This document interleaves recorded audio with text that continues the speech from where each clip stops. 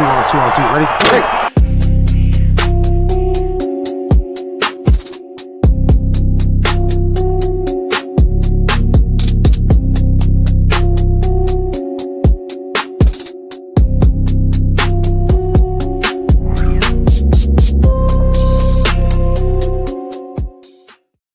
Yes, sir. You know what time it is. It is Sunday. It's time for the football frame of mind. So you ask yourself, there's three people on here today. Well, that's because we got a special guest, man. We like to welcome Chanel. Is that right? Yes, that is. Okay. From Ball Talk with Chanel. Like I said, we love doing these collabs. It's so awesome, right? Seeing our content on Facebook, and I was like, we gotta put it on the show. We gotta try. Gotta see what we got. All right. All So right. this So is excited to be awesome. here. Of course, man. So now we do it. Brandon, how you doing, bro? It's good. We winding towards the end. Bittersweet, like really cool stuff going on. But at the end of the day, it's like, man, if your team sucks, your team sucks, and if your team's good, your team's good. And definitely had a lot of stuff, especially yesterday, a lot of shakeup. So especially with a certain quarterback from Georgia Tech that we were really high on. So definitely want to get into that today. Right? Yeah, but it's not the end yet. We just getting started. Yeah. I mean, for some people, it's over with. Some people, it's been over since September. Yeah, Boston College. You know how much you love Bill O'Brien, so. Yeah, we all know how I feel about Bill O'Brien. It's a love-hate relationship.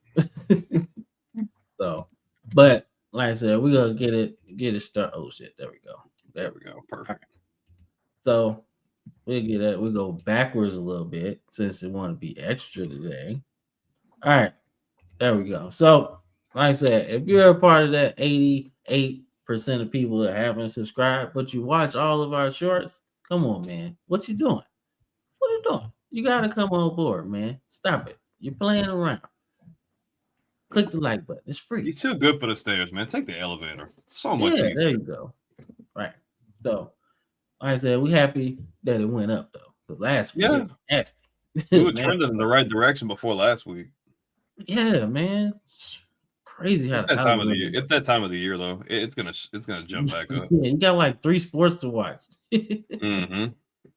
So let's see. So we're gonna start with our college stuff. So we start with our overreactions from the weekend. So Chanel, what's an overreaction from you this weekend?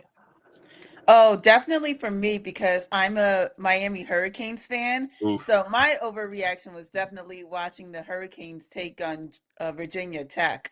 That was definitely something where I just kept looking and I was just like, oh my goodness, what are you doing? What do you mean? We got our first touchdown and, just seeing them, eventually we did win. I would like for it to be a blowout, especially given the position that the Hurricanes are in right now, whether they're going to be able to make it to the playoffs, right? How the chances are kind of dwindling, smaller and smaller, right? So that was a bit of my overreaction this past weekend. And definitely between that and Georgia Tech kind of getting blown out by Pitt, that I was not expecting at all. I'm waiting to see when we're going to see the final product of Carson Beck because, what is going on? You've been so teeter-totter, and I was like, oh, well, now I know how to throw it to my receivers, and I'm not going to throw them under the bus this week, so. I think the problem is that Carson Beck, I think, gets a little bit too much into his head, and I think he starts to overthink certain plays, especially the deep shots down the field, right, where he just overdoes it, where it's just a simple one where your receiver's just running along the stitches. But I think also, too, I put some blame, and I've said this for a while, too, I put some blame on Mario Cristobal. I think especially some of the play calling is terrible. The time management is terrible. That's an understatement. We talked about that last year. Yes, Carson Beck has not been the greatest, but I really can't put my entire blame on Carson Beck. I really, really can't. That would not be fair to him. I do put blame on Mario Cristobal because, like I said, certain plays, especially when we're running the ball, when it's third down and 10, and I'm just looking like, what are we doing? Mind you, the past 5 plays were all little short screen passes, and it's like, thank you, this is what we need. If we're seeing that the pass defense for whatever team we're playing, it's not that good, why don't we continue to take advantage of that? Why don't continue to throw some deep shots, start throwing some screens, right? Start running some slants. And the fact that we keep running the ball, I don't know. That's been my overreaction, I think, all season. I can't even say just last week. It's just all season. My thing with him, and I think why I'm so hard on him and Cam, those I bring it up like pretty frequently. I just hate the lack of accountability. Like, I just feel like he's really nonchalant, and I just don't like how he throws teammates under the bus. I just think that's kind of bad sportsmanship. And especially like when you're a quarterback, man, like your receiver's confidence is like in your hands. And like when you kind of do that kind of thing, I feel like there becomes like a distrust. Like I played receiver, and like if there was like a disconnection at all between you and the quarterback, whether like chemistry, anything like that really puts a damper on like what you can get accomplished and like what you can do offensively. So I don't think he's a bad athlete at all. I just kind of want to see that maturity from him, Oh, yeah, absolutely. I think this transition from playing at Georgia last season to playing Miami this season, there's definitely needs to be that step up in maturity. I think that definitely the chemistry is off, especially between him and especially someone like Malachi Tony, who's a phenomenal receiver, or even CJ Downs. Like, you just see, the disconnect, like you were saying. So I would love to see some maturity from him, but just the Hurricanes' lackluster season, I can't put entirely the blame on Carson Beck. That just would not be fair. No, that's understandable. I think mine would be, man, Cam, like, did we drink too much of the Georgia Tech Kool-Aid or what? Because like I know we're gonna get into it, but man, I tune in. I'm like, okay, 7-0, that's all right. 14-0. Like, it's okay. Like I've seen them come back. Like they usually start out slow. And I'm like 21, and I'm like 21 nothing. I'm like, that ain't too hot. I'm just like, dude, like what is going on? Like you have too much firepower, but the defense just undisciplined and just not able to contain that Pittsburgh passing attack. Man, it was disgusting. Well, so for me, like when you look at Georgia Tech, like I told you, they don't have a good defense, right? Because you've seen what NC State did to them, right? Yep. Almost a 50 burger, right? Like, come on now, you can't do that, right? And then you get behind and you're taking what Haynes King does well, right? He does well when he controls the ball, when he runs a lot, right? When he's basically the orchestrator of the offense, right? It's almost like Diego Pavia in a sense, right? Once you make him pass, you got a whole different quarterback, right? But when you take that running away, when he can run, should I say, it's a whole different ball game. He looks like the Heisman winner that he should have been, right? But I did caution people. I was like, look, man, Pitt is on a mission to do something. I don't know what it is, but they're on a mission to do They're something. rolling with some momentum, especially in the last month or so. Yeah, and all you gotta do is listen to the coach. The coach somebody asked him about the Notre Dame game, and he was like, that has no merit for us because they're not in our conference, right? And you would think like, man, that sucks. Why your team not ready for that game? But it's true. They fighting for a conference championship, and they got a really, really good opportunity to get there. With that win, like it's about to be chaos in the ACC now because you don't know what's going to happen. And with the rule changes of the college football playoff, it's not the highest ranked conference champ, something like that. It's not as black or white as it was before. Yeah, so the ACC could actually miss out on the playoff, and it could be 2 group of 5 teams in there. That would be well because the way it's shaking right now. Yeah, if nobody Texas from Tech's the at ACC 6. is right. Yeah, so and you got 2 options, honestly, that could make that happen. You got North Texas and you got James Madison. So 2 options that could make the playoffs. right? So that I understand your overreaction there. So for me, it's the Bama fans that I call like family, right? A lot of people's like, oh man, we good after the Oklahoma loss. I'm like, don't let this little win distract you from the fact that we got to go to the Voodoo House next week. Mm-hmm. All right, and I don't like it. I hate that place. Even putting the picture on here, I didn't like looking at it. I was like, yo, I gotta put something on here, man. So, like, I don't like that place. So my overreaction is basically a super overreaction. Like, yo, let's not lose focus now because Auburn got what another coach now. We didn't even look good when Cadillac Williams was the interim, right? Like so. Like now we got another guy who actually is did DJ Durkin win a national title with Michigan as a defense coordinator? Let me check that. Just I don't know. Let's see. But anyway, while he's checking that, DJ Durkin is a beast at defense, right? Auburn's defense hadn't been the problem all year. They've been good. It's just offensively, they just been inept. They went from one quarterback to another one, and now Deuce Knight is playing, right? This is your 5-star recruit, so he looked really good. So, and I don't like running quarterbacks as a Bama fan, okay? Johnny Manziel, Deshaun Watson, they all were really. He doesn't have one. So yeah, but that's my overreaction, man. But don't lose sight of the Voodoo House, all right? The scary Not the place. Voodoo House. Yeah, I don't like it. I don't like it, man. You wanna strike deep, just bring up kick six and it'll strike a chord. Yeah, don't talk about that kick six, man. But that was payback from the football guys for what we did to Notre Dame. Okay, that's what that was.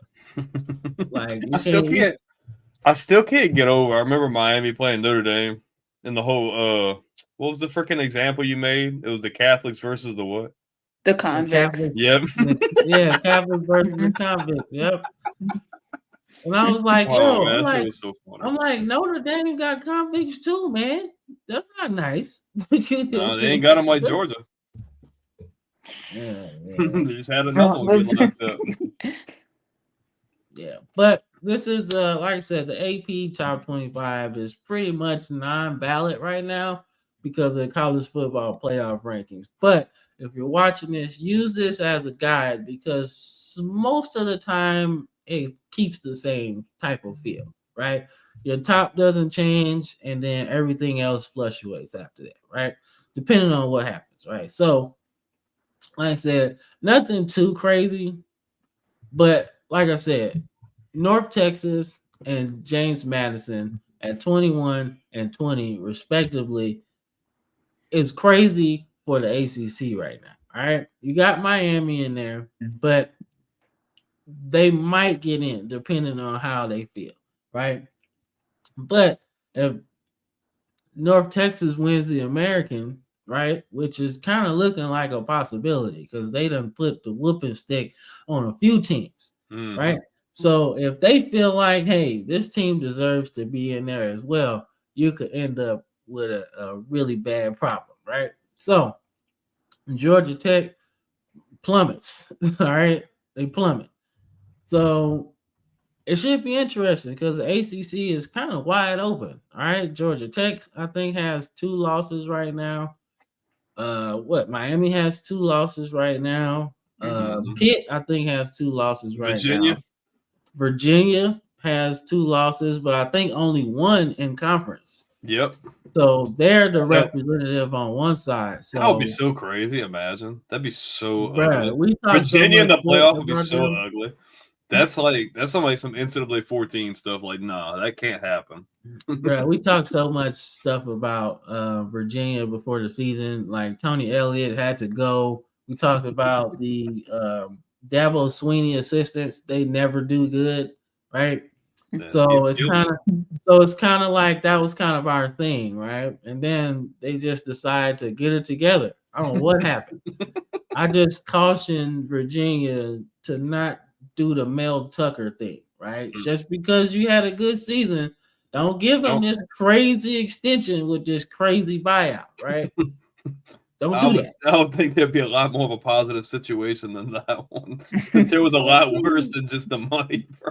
Well, I mean, yeah, but before all of that shenanigans happened, but they drank the Kool-Aid too soon. Like, you need to see some longevity, some more consistent success.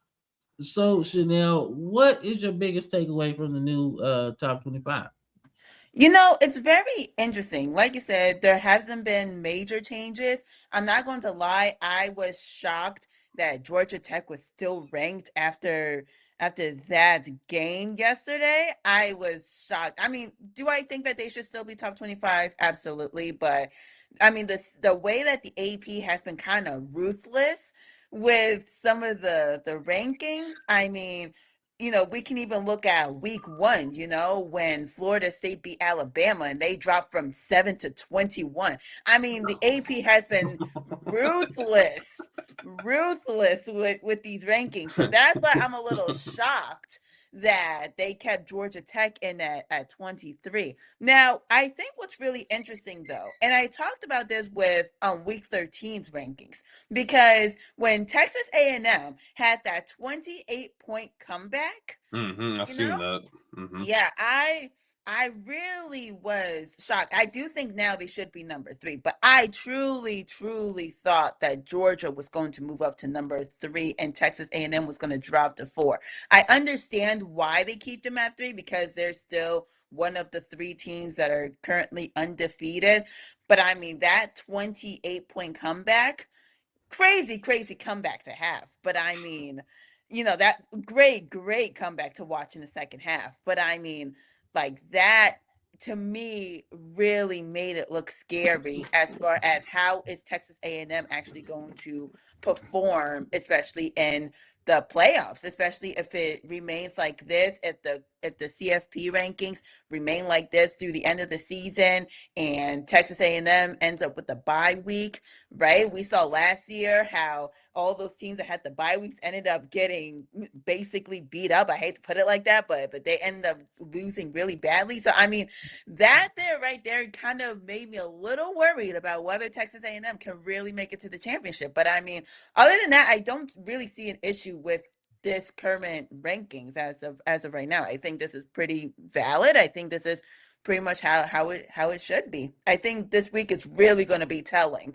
you know, of what exactly is going to happen with these rankings. So I do think we're going to get some major shakeups this upcoming week. So on the horizon, we talked about this last week.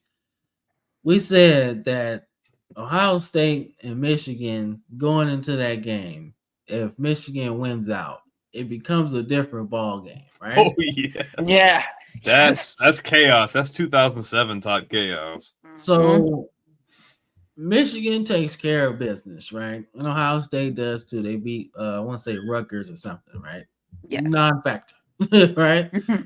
So you get into this situation where what happens if Michigan wins? Like, what happens there? Because I'm looking at it like, all right, Michigan's gonna take a crazy boost through the rankings, right? Oh, that's top 5. They're probably top 5 with a win like that. Oh yeah.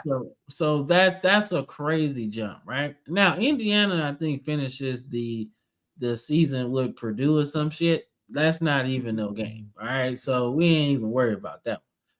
But I kind of wanted to see Ohio State, Indiana, you know, Big Ten championship game, like all the stakes, right? You know, kind of puts a damper on your parade a little bit.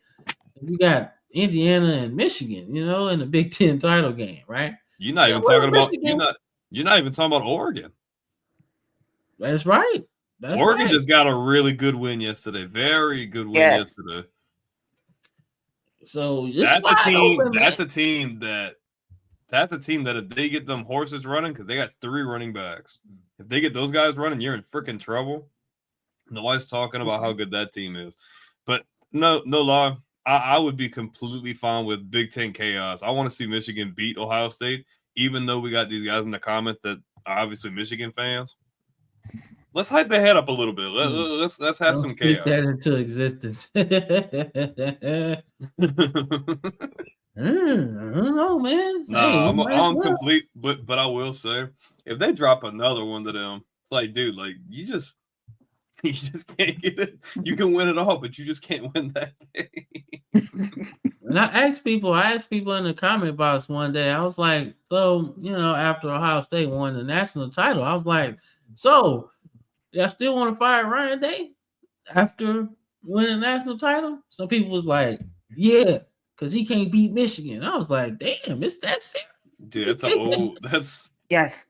It's serious. I was like, dang. So I was like, all right, well, I guess I feel the same way if we kept losing to Auburn and some shit. So I was like, I got it. I get it, man. But Chris says they're in front of Tulane. Yeah, they're in front. Yeah, but I mean, there's either way, it's winner take all. All I'm gonna say is watch out for the Dukes, bro. The Dukes. Man. JMU is nice. Man, I really, like I said, I'm really messing with North Texas, man. Until Navy beats them. You know how I feel about the spread offenses against anybody. Like, if you got the spread and you can spread it out, you can beat anybody because your fifth receiver is probably better than their fifth corner, no matter what you do, right? So I think that's a scary matchup for anybody. Now, I think if they get into the playoff, depth wins, right? Because it's about the Jimmy and the Joes, right? But if you're not used to being in a shootout, you could get beat. And that's a dangerous team for anybody. I like JMU. I just feel like if we're talking about who gives us the better matchups in the college football playoff, I'm thinking North Texas because they spread that shit out.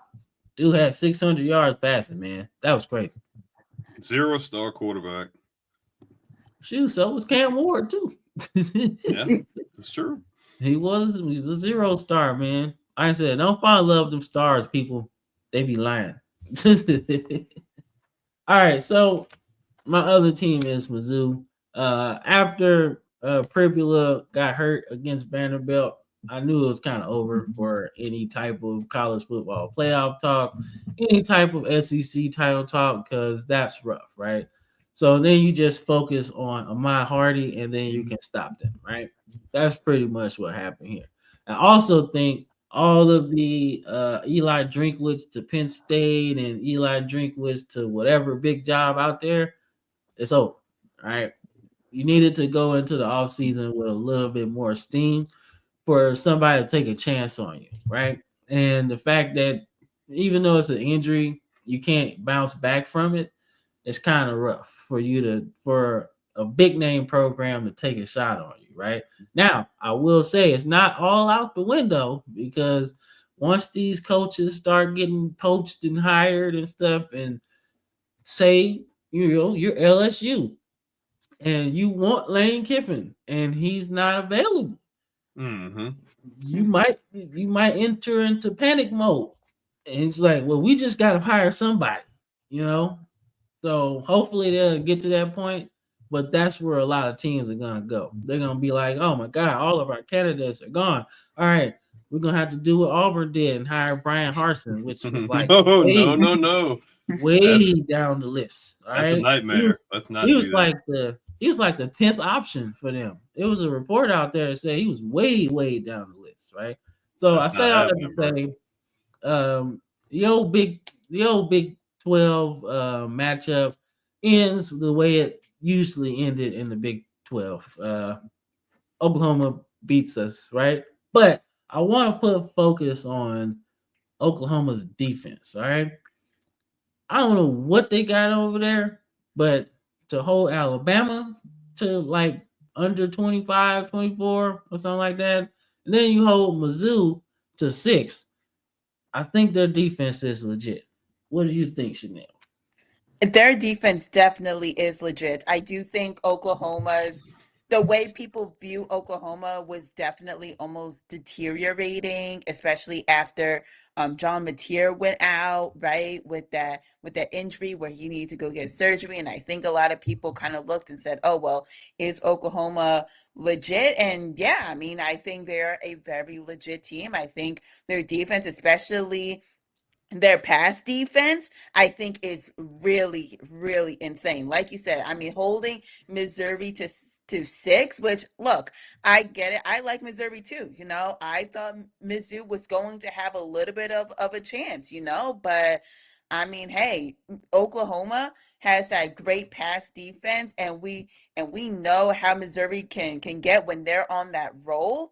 That I think Oklahoma's defense is definitely something that I think more people need to talk about.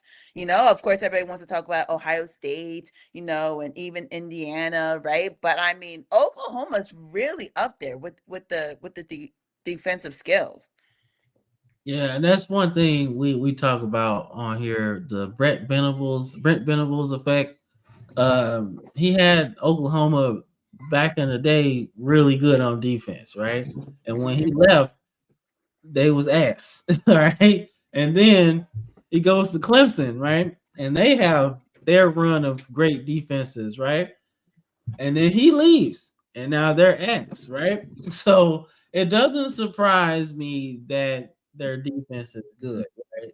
I just expected them to be a little bit better offensively, right? But it takes time, right? I think it was easy for Lincoln Riley to kind of come in there and keep the ball rolling after Stoops left because he was the offensive coordinator, right? You know, he knew all of the tricks of the trade, right? Almost like Mike Leach in a sense, right? Mike Leach is a Stoops disciple. So you learn all the tricks in the trade, so we just gonna do that. We're just gonna outscore everybody, right?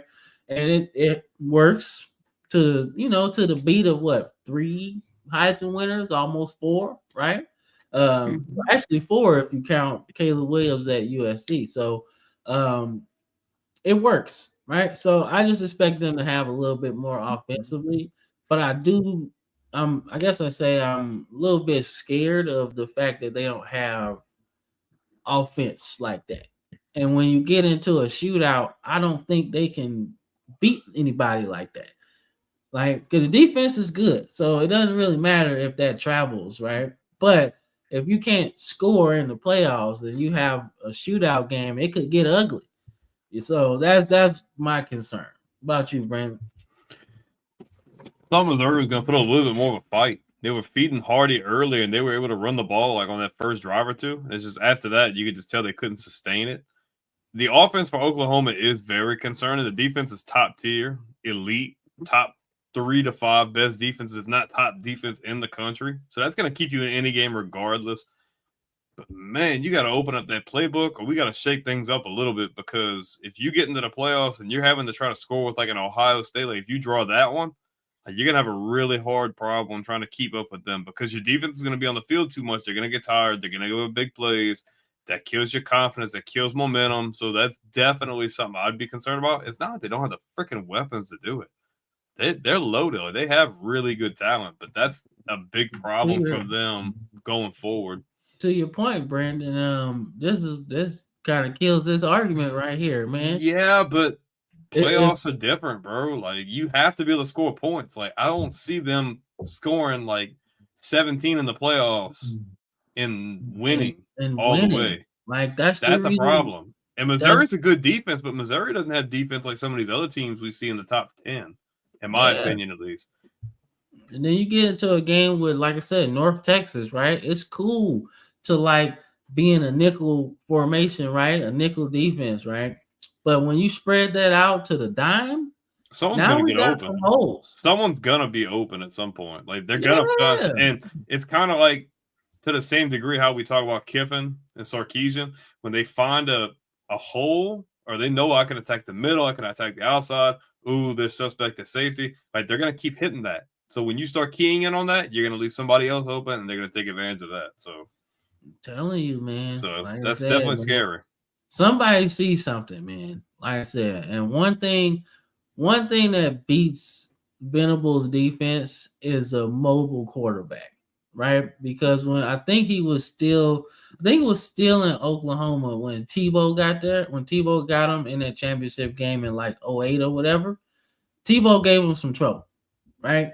So that's the key. That's the key. Now, if you're like trying to run a pro style set or whatever, it's not going to work, right? Because it's too much chaos with his blitz packages. You can't account for everybody, right? Just when you think, oh, we got him, that guy drops back in the coverage and another guy comes in his place. So you gotta be able to hit him with the quick hitters, man. So like I said, it's what it is, man. Give like them credit though, like those ranked wins. Like give them credit. Like I'm concerned for playoffs, but that's a pretty impressive resume. Like those ranked wins they have, like that's.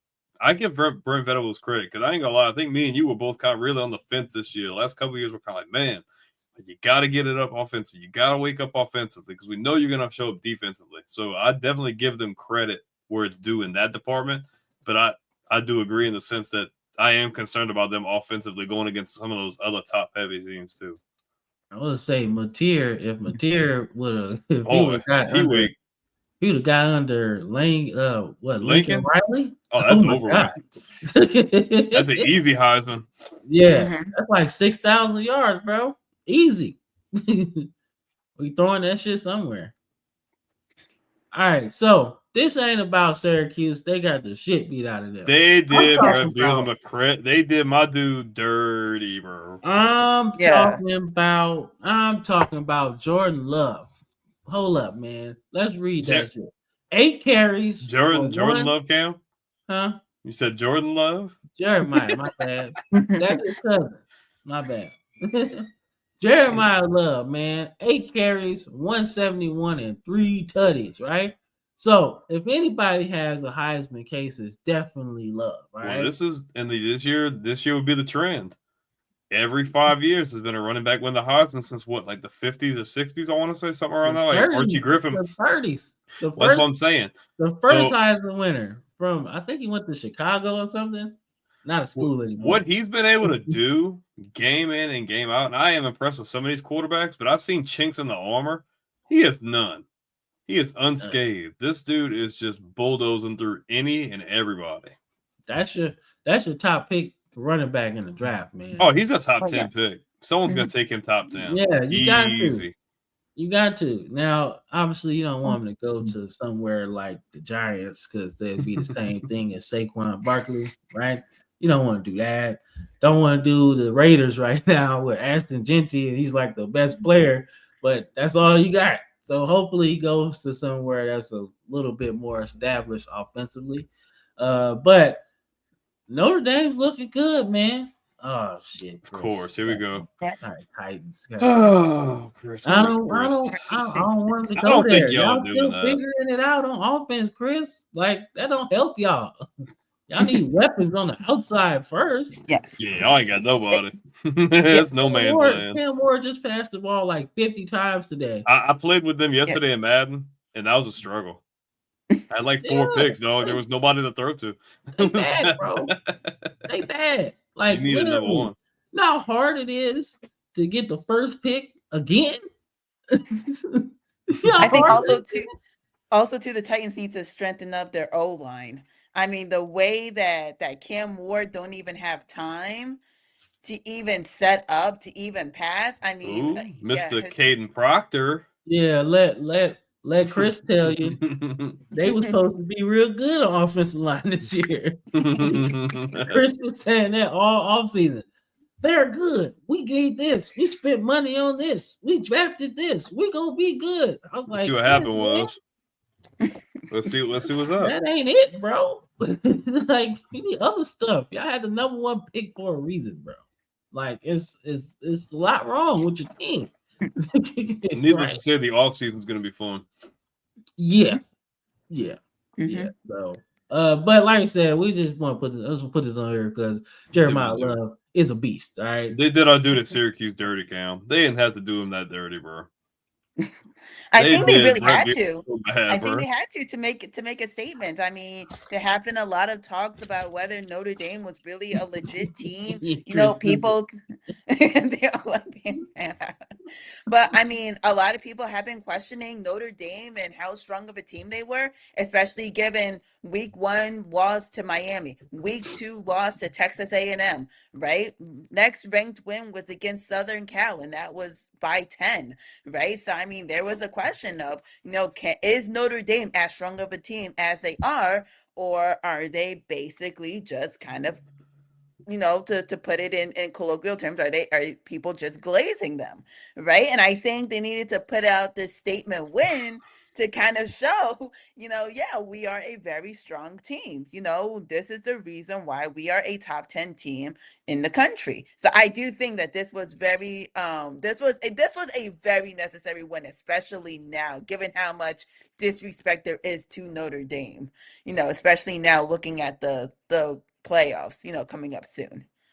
Man, Cam, how many gases do you think they did after this game? Did you see them doing gases after that other game?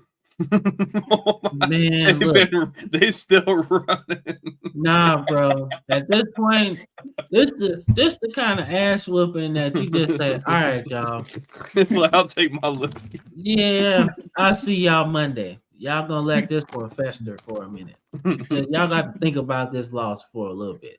Because you can make them run, but that still ain't gonna help you the next game. You know what I'm saying? Nope. You lost, you literally got 70 put on you.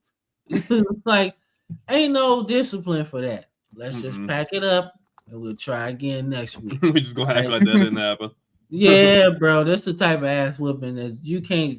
It's almost abuse if you run them at practice now, right? No, this ain't the one, man. This ain't the one. But I will say Syracuse was high for us coming into the season because we like the vibes from Fran Brown, and we like, his transfer quarterbacks have been hits, and they were till dude got hurt this year, right? So we'll see. But to your point, Chanel, this reminds me, like I told Brandon last week, Ohio State, 2014, the first playoffs, right? They were outside looking in. TCU and I want to say Baylor were in front of them, and they had that big win against Wisconsin in the Big Ten championship game. It's like, oh shit, they might be real good. And this is the kind of game you have to have. Even if it's a bad team, blow them out, make it look good. Believe it or not, the college football playoff is very fickle, and it's all about what you look like at the end, right? You gotta look right at the right time. Yeah. So this looks good. This is real good, and they beat Pitt pretty good last week, so it's starting to look really, really, really good especially after Pitt beats Georgia Tech. That looks really good on your resume. Yeah, so they're just padding the belt. So, man, like I said, so that's a pretty big thing, man. So Notre Dame, man, playoff run again. They were just in that championship last year. So we'll see. I don't know about all that, but nah. Now Utah, like, what y'all doing?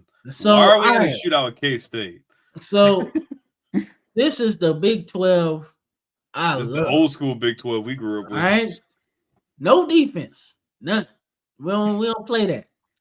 You get 600 yards, I get 600 yards. Look at the mirror. Look at the mirror between the quarterback and running backs. It's literally polar opposites.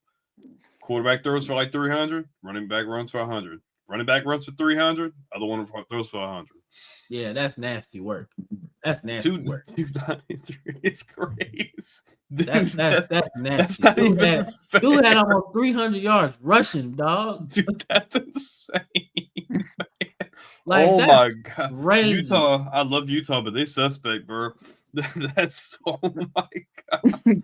Like, hey, I can see giving up. I can see giving up between 250 and 400 yards. That happens to anybody at some point.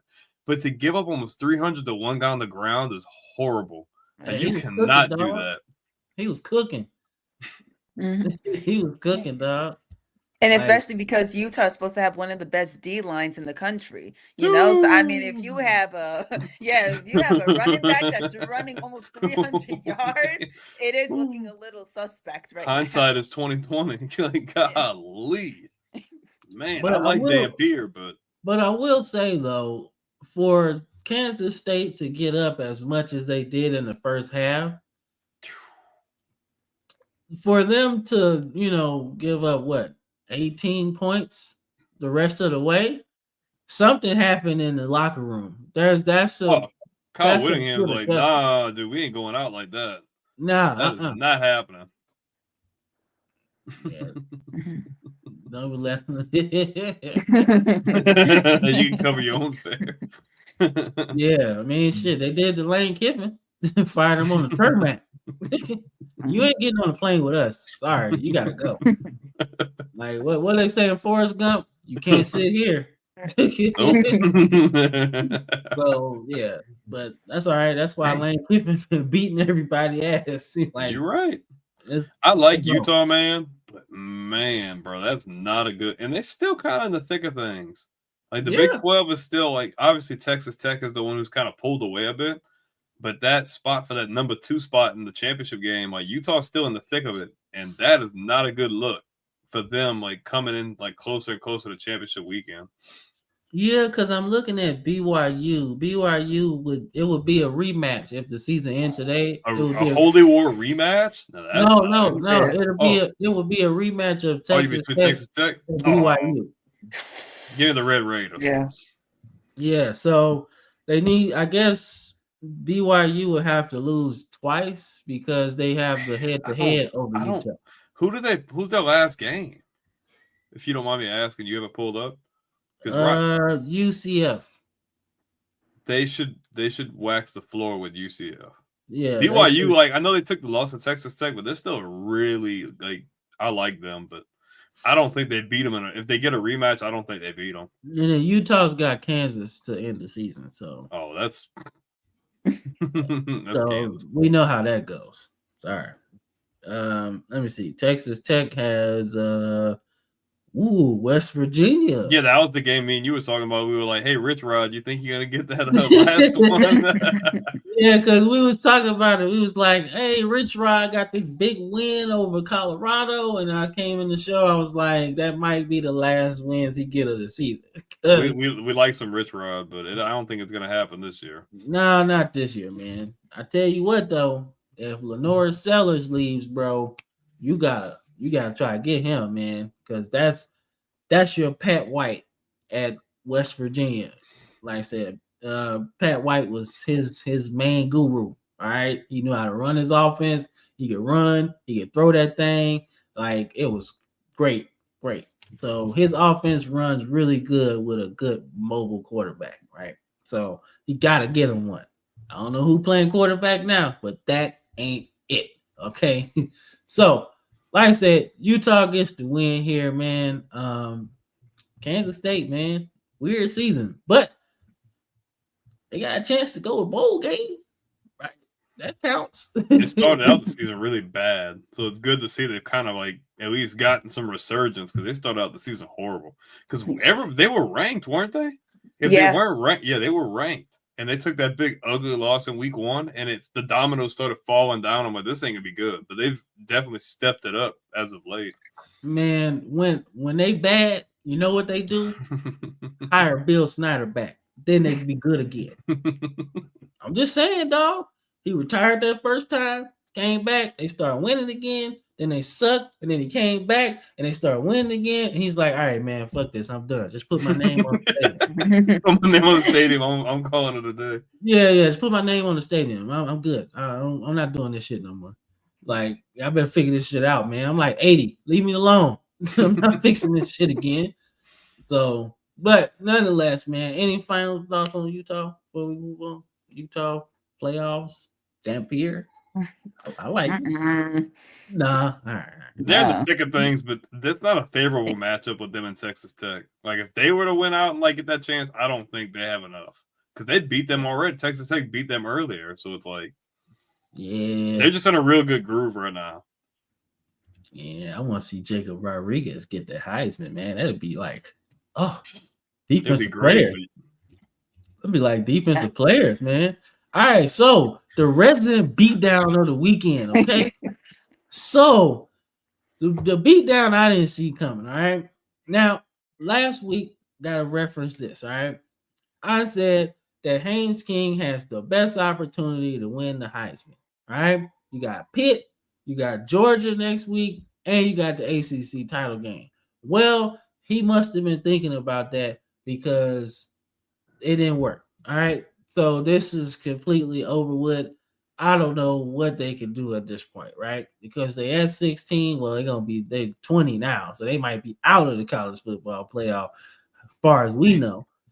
But as far as the Heisman, man, you scratch him off the list. That ain't happening, right? So, Chanel, what do you think about Pitt first? Pitt, You know, Pitt definitely, for one, this was a great win from Pitt. I think definitely, especially given the beatdown that they had the week before against Notre Dame, I think people started to kind of look away from them, right? Just say, it almost like it was fun while it lasted, right? But now this statement win against Georgia Tech, I mean, look, they started out the season, right, pretty decent, right? They were pretty good, but I really do think that within the last month, it truly, like we said before, that was truly like Pitt is a serious team. Like, this was truly, truly a serious team. And it's funny because even though Notre Dame did beat down Pitt, like we were talking about beforehand, the coach was kind of like, well, I mean, we don't really care about this win either way, right? So it almost kind of gave the impression that they didn't really take that game seriously. But I think here, they really were. I think their aim right now is we want to go to the ACC championship. We don't care if we got to play Miami. We don't care if we got to play Virginia. We don't care if we got to play Georgia Tech again. We are going to the ACC championship, and that looks like this right now. What it's really shocking is having a quarterback throw for 230 yards and then your running back run for 200 yards. They blew their back out.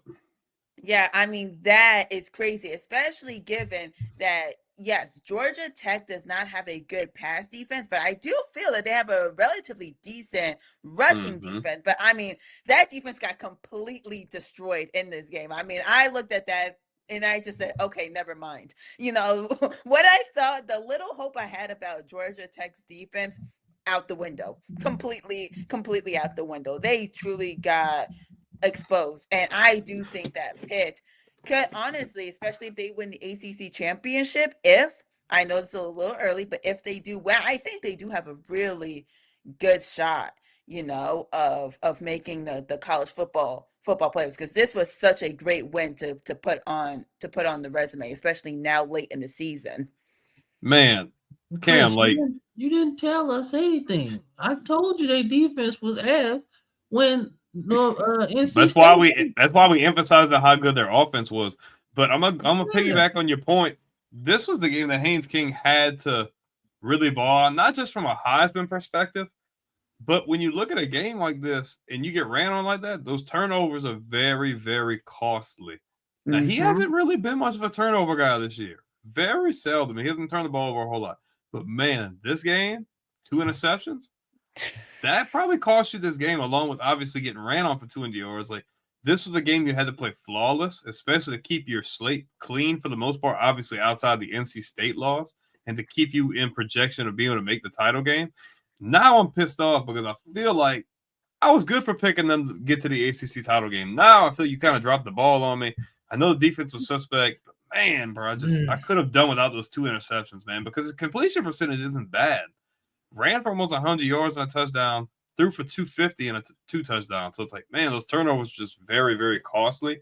And it's probably going to come back to bite them because I just feel like they kind of kicked themselves out of, the possible college football playoff berth, because I was already kind of shaky about them going into Georgia, but now I'm really kind of like, ooh, and now Georgia's like in a real groove right now where they actually have an identity and they're not one-dimensional offense and Gunnar Stock that actually looks like he knows what he's doing. That's scary. That's their only shot to make the playoffs at this point is to beat Georgia. They have to win that game, yeah. Yeah, that's the only way, because that's a big win. They're a top 5 team. Yeah, that gets you in as a at-large bid, but not get no bye or nothing. So Pittsburgh has their path to the playoffs starts next week. All right. Like whatever their ranking, they have to beat Miami next week because that's the top dog in the ACC right now. I'm sorry, Chanel. But this is how this story is working right now. All right. So Miami's the top dog in the playoffs right now, as far as the ACC is concerned, right? So this may not be good for the ACC, but it'd be good for Pitt.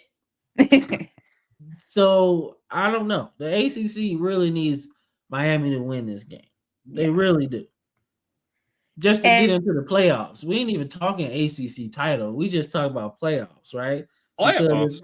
Yeah, playoffs. You kidding me? Yeah. But yeah, because the ACC really needs Miami to win. All right.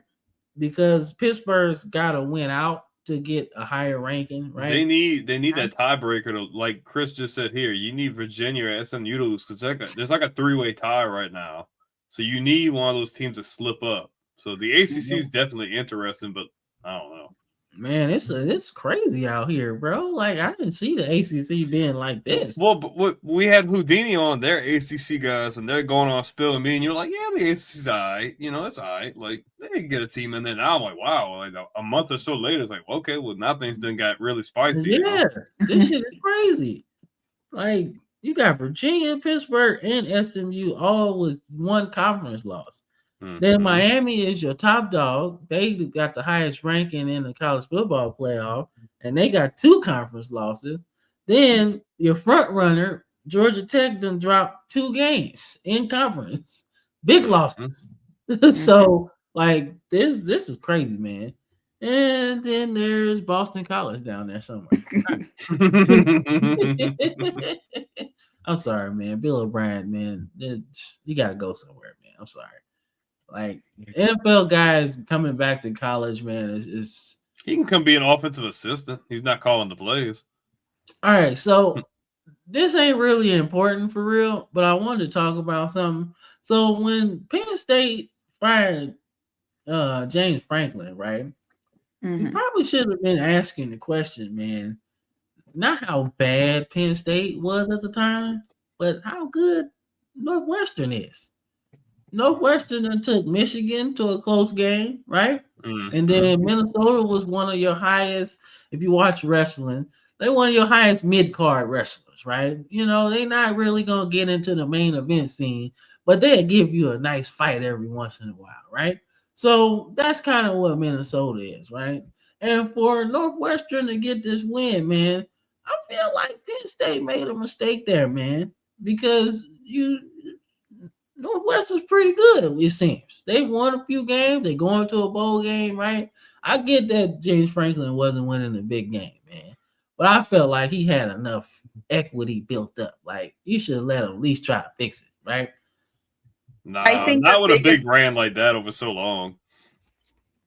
Yeah, I also think too, just the fact that they gave UCLA their first win of the season. I think that was truly because nobody's seen that coming at all.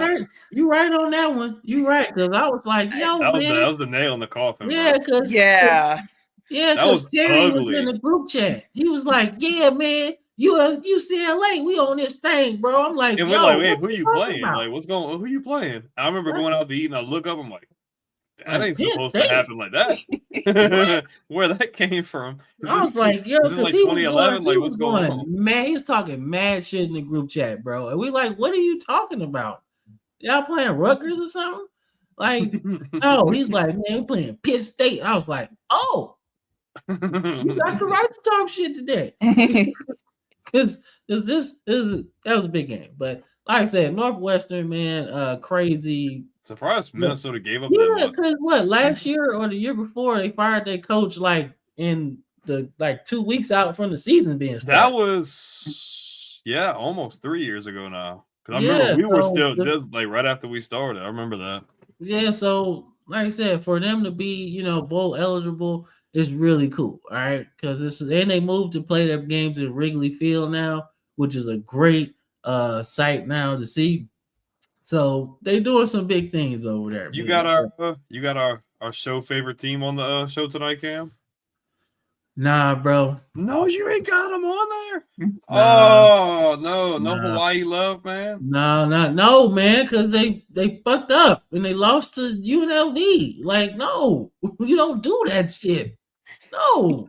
UNLV is below y'all. We like Hawaii. We've been pushing for Hawaii to be in the Mountain West title game, and they freaking dropped the ball. And we've been pretty upset. San Jose State, by the way, like we was talking mad shit. We was like, man, San Jose State, man, that's who you use on NCAA football, man. When you want to rebuild the right way, man, they ain't shit. And we thought they were. We thought we were gonna get the, Man, dog, they put 600 yards. Like they must have saw our show or something. Man, they were like, oh no, y'all like Hawaii too much. Nope. Yeah, we gonna show y'all, man. Like, dog. Oh my god, that was nasty, man. I was like, dude. I figured I would just ask, but Yeah, nah, not this week, man. Didn't broke our hearts, bro. We ain't even gonna get a chance to drop no dimes for our guests, man, because the Colts lost today. So, like I said, man. But like I said, this is probably your group of 5 representatives. I'm going to bring it into existence. North Texas ain't been good since Mean Joe Green was there, and that was let me check my watch. Long time ago. So, so this is your representative. I mean, the quarterback is crazy. They still ain't got Hawkins no picture, and he been balling out all season. ESPN, get that together, all right? So, I'm just saying, bro. How many times we put North Texas on here, bro? And he had like 200 yards one game, and he still ain't got no picture. I was like, yo, disrespectful, bro. But anyway, that's the current state of ESPN. That's why we create content now, because they suck. Okay. So anyway, but North Texas quarterback continues to ball out, man. If there was a group of 5 Heisman, he would probably get that shit. All I'm gonna say is, if you throw him in the Big 12 on a team like Texas Tech, he's gonna win the Heisman. He is gonna ball out. Like, he is a ball. Yeah, man. I would, man. I mean, he could look. I hate the transfer portal takes away great stories sometimes, but it also creates great stories, right? So here you got this 0-star guy, balls out, and now he might be one of the most highly sought after transfer candidates ever, should he want to leave, right? He fits in any system. All you got to do is give him the weapons, right? You go to a bigger school, most likely you're going to have some weapons to go with, right? So I don't know particularly how much eligibility he has left, but if you got 1-2 years, man, I'd take it. Go ahead and go to another school, man. I mean, Cam Ward did it. So if anybody comes from these small schools, you need to follow that Cam Ward type of journey, right? Go to a school. Don't just go like Salter did from Liberty to Colorado, right? Go to Appalachian State. Don't be like TJ Finley and jump around every year. See, that's the outlier, bro. We didn't even talk about him, bro. He should have went pro after his season at Texas State. That was his best season, period. Like stat wise, right? You're 6'7". Did you say? Ew. Why would you do that? I mean, it's not like Mike Gundy's there anymore. Like, why would you do that though, Chris? Why would you go to Oklahoma State, man? No. When you're in the playoff, like, if you're gonna go to a team you know you can take further. Like, why would you downgrade? No, Chris, we ain't doing that. Oklahoma State is in full rebuild mode.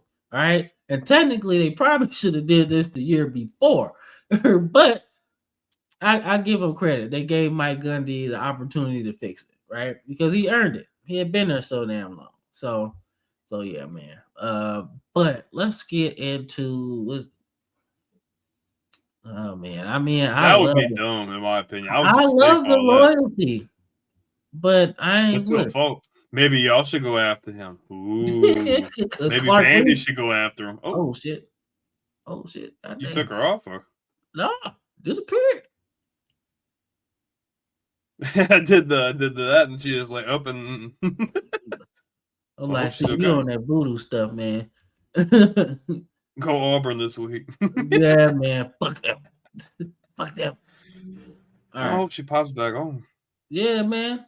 Cool vibes. Cool vibes, man. Let's see. Come on. On to the next one. Yeah, on to the next one, man. Hopefully she pop back on there, man. All right, man. So just some brief thing. Let's talk about UConn, bro. Bro, some people are watching this show for the first time. Like, I ain't watching this shit no more. You got a bunch of garbage time games over here. I'm like, man, if you like ball, you gonna love this shit, man. UConn, man, is 9 wins back to back, bro. Who's coaching them? It's not Jim. No, it's not Jim Mora still. No. It is. It's still, dude. Jim Mora, I love Jim Mora. I don't know what happened, but he done turned UConn around. A round, man. So, like I said, some bullshit we just talked about. Like I said, some filler, but UConn definitely you gonna get some things. But this was a cool thing. Oh, there we go. Yeah, now she's back. There we go. All right, so sorry about that. I really don't know what happened. It just said, "Oh, you got kicked out of the internet." I'm like, no, please. So I don't know what happened, but apologies about that. Like, no, don't be. It's okay. And I ain't touched nothing. No, we both look at each other like, "Oh, that ain't good." Like, damn, I ain't touched nothing this time. Usually, I might press like buttons trying to figure out something, but I ain't do it this time. I promise. All right. So UConn, Florida Atlantic, nothing really to talk about here, but mostly UConn because this is back-to-back 9 wins for them. Question for you, Chanel: do you think Jim Mora gets a look at a big job again? I don't. That wasn't convincing. You know, I think Jim could. I really do. Like I'm gonna be fair. You know, I really do think he could. Now do I see him being at like a P4 type of school? No. But do I see him being at, let's say, for example, maybe like a Mountain West school or maybe like a Big 12, not a Big 12, but my apologies, like a Big East type of school, like maybe there, yeah, but I don't, not a P4 school. I think Okay, that's so like Colorado State. Basically, yeah. Man, if you ask Terry said he'd take him back to UCLA. Oh. And they ran him out of town. Look, anything's better than Deshaun Foster. I don't know what the fuck that was. I was like, yo, I ain't heard about this dude since like Super Bowl 38. Like, they know you coaching. Like, I was like, damn, okay, that's cool. But like his media day, I was like, that shit ain't gonna work. I don't even feel hype about UCLA football. He was just like, they shouldn't have made the jump. They I get why they did, but like I wouldn't have. And now they're not even playing their games at the Coliseum anymore. So it's like, well, that's trash. Like now you're gonna play it SoFi. Nobody. Yes, they're playing SoFi now. Yeah. What? That's dumb. They it's don't dumb. play in the Rose Bowl no more. I think it's because of one. It's actually closer. Like you wouldn't think, but SoFi is actually closer to UCLA than the Coliseum is. But I'm like, okay, cool, but like nobody's coming to. So y'all only putting like 50 people in the seats of the Coliseum. Like how many you're gonna put in SoFi? Like I'm just. That's crazy, bro. Yeah, that happened like 2 weeks ago. I think they had announced that they're not going there no more. Yeah, that starting next season. Yeah, that's really terrible. Because I love watching UNLV. They playing at Allegiant now after this season. So I'm like, that's nasty. Ew, that's just like speaking of schools that play in like the pro stadium. I was thinking about Miami, like. Them playing at Hard Rock was just so stupid. Trash. It's dumb. I liked when they played you telling me all the national titles they done won, and you can't just build a new stadium, right? You got hella NFL players that have put money into the pot to build a stadium on campus. Like you losing that mystique of Miami, man. Why would you want to play with the Dolphins there? The Dolphins are freaking trash. Like why don't you have like your own? And on top of that, too, a lot of us live in that Coral Gables area, like near the university. So it's like a 45-minute to an hour drive, depending on when you leave. To go to Hard Rock? Yeah, to go to Hard Rock. That just doesn't even make any sense. Like, it just doesn't fit. Like, it's just, like, gross. Like San Diego Chargers, LA Chargers. Like, that's just gross. Like, what are we doing? That was disgusting, bro. Like I said, you already know how I feel about it. We talk about it every week. My Rams, man, they left to go back to LA. I was like, why the fuck would you do that? That makes no fucking sense. Like, why would you do that? But I saw the writing on the wall, though, when everybody else kept getting a new stadium because around that time, I think They're like, no. yeah, bro, everybody kept getting a new stadium, bro. You had Philly, you had Detroit get a new one. Houston had just became a team in 02, so they got a new Yep, one. they had Reliant at the time. Yeah, Who else got a new one, man? Everybody. The Cowboys built a new one. The Colts built a new one. I was like, and we still in this motherfucker?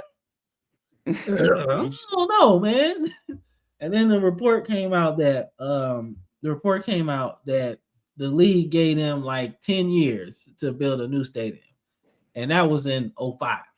And around 2015, I was like, we ain't built no new stadium yet. I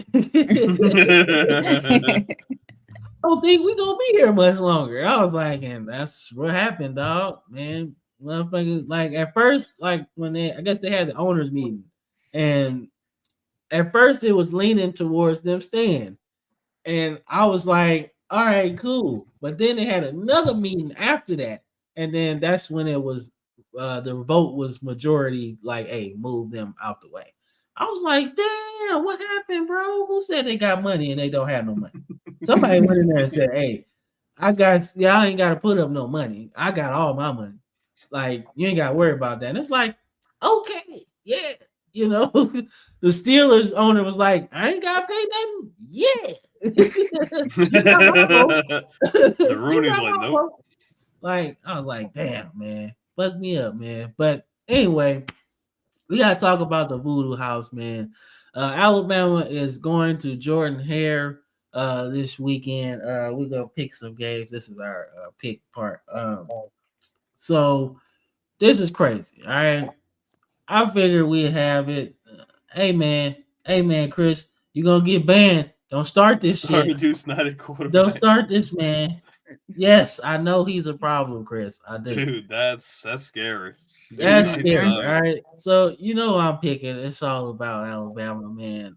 It's one of my favorite games, right? Aside from being like a place I don't like to be, it's one of my favorite games because it's always up in the air, man. No matter how good Alabama is, no matter how bad Auburn is, this shit is usually close for a while. All right. And if it gets to the second half and Auburn's up by 3 or only down by 3, there's something about it, man. When they get them toilet paper rolls out, it's crazy. Right? So y'all be nice. Who y'all got in this one? Ladies first. Yeah. I mean, I agree. I think this is going to be a really close game. I think this is going to be actually a lot closer than what people expect for it to be, especially with Alabama being a top 10 team, right? But I mean, I do think Alabama's going to win, but I do think they're going to win actually by one possession. Now, who I think is going to be the big question mark in this game is actually Ryan Williams. I think a lot of people really expected a lot out of him this season, and he's been very lackluster. I'm sorry, Mr. Butterfingers himself. I'm sorry. He's kind of bro. He didn't stop eating popcorn before the game. That's Bruce. Y'all got Brucey out there. Oh man, I never get to play. You know, I think, we're going to see Ty Simpson rely a lot on players such as like Jeremy Bernard, who's been doing really well, been very reliable, right? But I mean, if Ryan Williams can get it together and can get it going this game, I do think that Alabama could actually, pull away from Auburn, especially with that defense. But if he's still questionable, he still has that lackluster performance, basically fumbling the ball, ball going through his fingertips. I mean, this is going to be a close game. So I will say Alabama is going to win, but I would say that they're going to win by no more than 7. I give it a one possession game. I think it's going to be really close. My heart can't take another close game, bro. Can't do this. Man, look, I've said Don't you do this to me, Brandon. So I've said this on numerous occasions this year. The scariest team is a team that has absolutely nothing to lose. Yeah. Auburn fired their coach. This is their Super Bowl, okay? This is every single time. We thought that this would be a game like that this year because of what Hugh Freeze had been building. Kind of felt like they shouldn't have fired him, just me personally. I kind of feel like you should have gave him at least one more year because of what he had been doing. Yeah. But, man, I want to pick Auburn, but one, I don't want to piss you off. Two is like, man, I just don't know because I like Deuce Knight. I like Deuce Knight a lot. Yeah, but I don't know what he does against Bama's defense. I think Bama's got a good defense, But I mean, a team that's rejuvenated and wants to ruin y'all season, which would definitely throw a monkey wrench into what y'all got going on. I think Alabama shakes back. This is a must-win game. You cannot lose this game. There is no excuse for you to get slopped. No, I think you fix your issues you had against obviously Oklahoma last week. Yeah, give me Alabama. And to Chanel's point, though, Ryan Williams has been very disappointing. Butterfingers, dog. That's trash.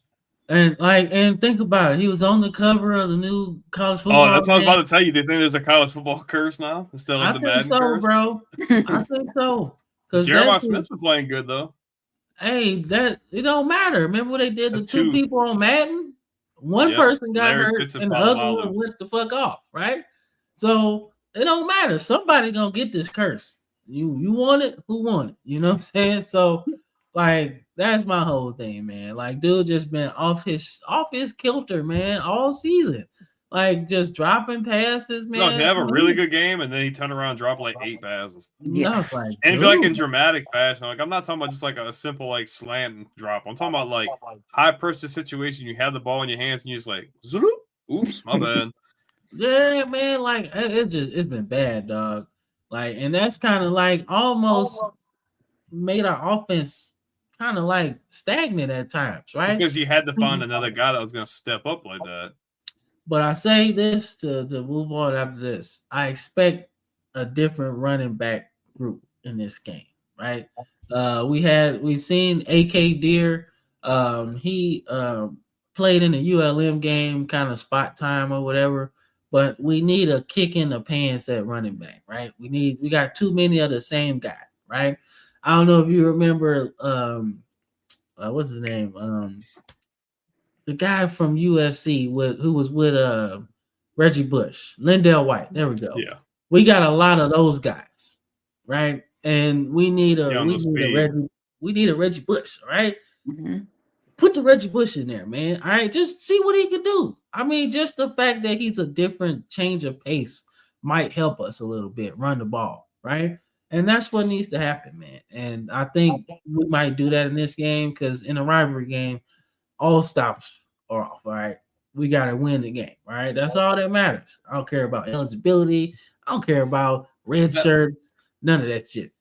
That would be a real stinker, though. Y'all to lose the game this year. And then Hugh Freeze name in the coach no more. Like, you know how trash that would be? That's the shit that happens in this game, bro. Like, it just does. Nobody expected them to do a kick six, man. They don't end no game on no kick six, man. We was about to go for a three-peat. A three-peat. And I know damn well we would have beat Jameis Winston in Florida State that year. I knew we would have. Because we had too much. They had a lot of talent, too. Don't get me wrong. But I knew we would have had a good game against them, man. Like, but Auburn went, man, and fuck them. I mean, if Auburn wins this game, I mean that's gonna put a monkey wrench onto the entire playoff rankings. I mean that's going to and recruiting too, though, dude. People are like, "Oh shit, Auburn could be Bama without Hugh Freeze." Yeah, I want to go over there. Yeah, and they were already getting guys. Yeah, and DJ Durkin, right? This is kind of his redemption arc from that Maryland run, right? When that player died under his watch. He's been trying to get back into it, right? And this might be a way for him to get either the Auburn job, because it's not, they don't know who they want. They want John Summerall or what's his name? John Summerall, is that his name? From Tulane. Mm-hmm. They want him, but I don't know. Like, and Chris saying that too. I don't know, dog. I mean, if DJ Durkin wins this game, bro, you gotta seriously give him a look, man. He earned it. He earned it, man. So, and like I said, they've been in some close games, and it seems like he got some stuff going on, man. So he earned the right to get an interview. Not saying he's gonna get it or whatever. All right, so a game that has kind of lost its luster just a tad, with Georgia Tech dropping their game this weekend. But nonetheless, They go to Mercedes-Benz Stadium to play this game. It's gonna be fun. All right, Georgia's like second home, right? They always in this motherfucker. Yeah. Like Chick-fil-A kickoff games, SEC championship game. They always in there. All right, so this should be awesome, man. But I do think Georgia is about to beat the brakes off of them. All right, like it's about to be nasty. All right. This is to be nasty. Now, had Georgia Tech won that game this weekend, I'd be like, had they not lost either one of those games, I'd feel a lot better about that. But you got a problem on defense, bro. And Georgia, if you just gave up like 200 yards to that running back, Georgia got like 3 dudes that can do that. This could be nasty. You know what's really interesting though was that if we remember last season, right? Georgia, everyone expected for Georgia to beat Georgia Tech, and Georgia Tech took them to 8 overtimes, right? And so I think still think Georgia is going to. I didn't see that comment. I didn't read what Chris said. My bad. We get them. Yeah, I do think Georgia is going to win, but I mean, I don't think all hope is lost with Georgia Tech, to be honest. I really do like Gunnar Stockton. I liked him last season, right? When Carson Beck was out, and Georgia had no choice but to put Gunnar in. I really did like him, but I mean, I don't think Georgia is going to beat the brakes out of Georgia Tech the way people think it's going to be. And that's just my hot take. I think this is going to be another one like the Alabama-Auburn game where it's going to be a very, very close game. I do think everyone's going to have that memory from last season, right? And I'm not going to say that this is going to go into overtime because I don't think so, but I do think this is going to be a closer game than what people expect. That's at least my hot take for this one. That's fair. Like I said, I think Georgia Tech's got to realize that this is kind of their season on the line right now. Yeah. Like you can't go to the ACC title game without crazy shit happening, right? Mm-hmm. And that might not be enough. And then this is your last chance against a good team to really hey, we belong in the playoffs, So a real good team. Yeah, this Georgia done did something.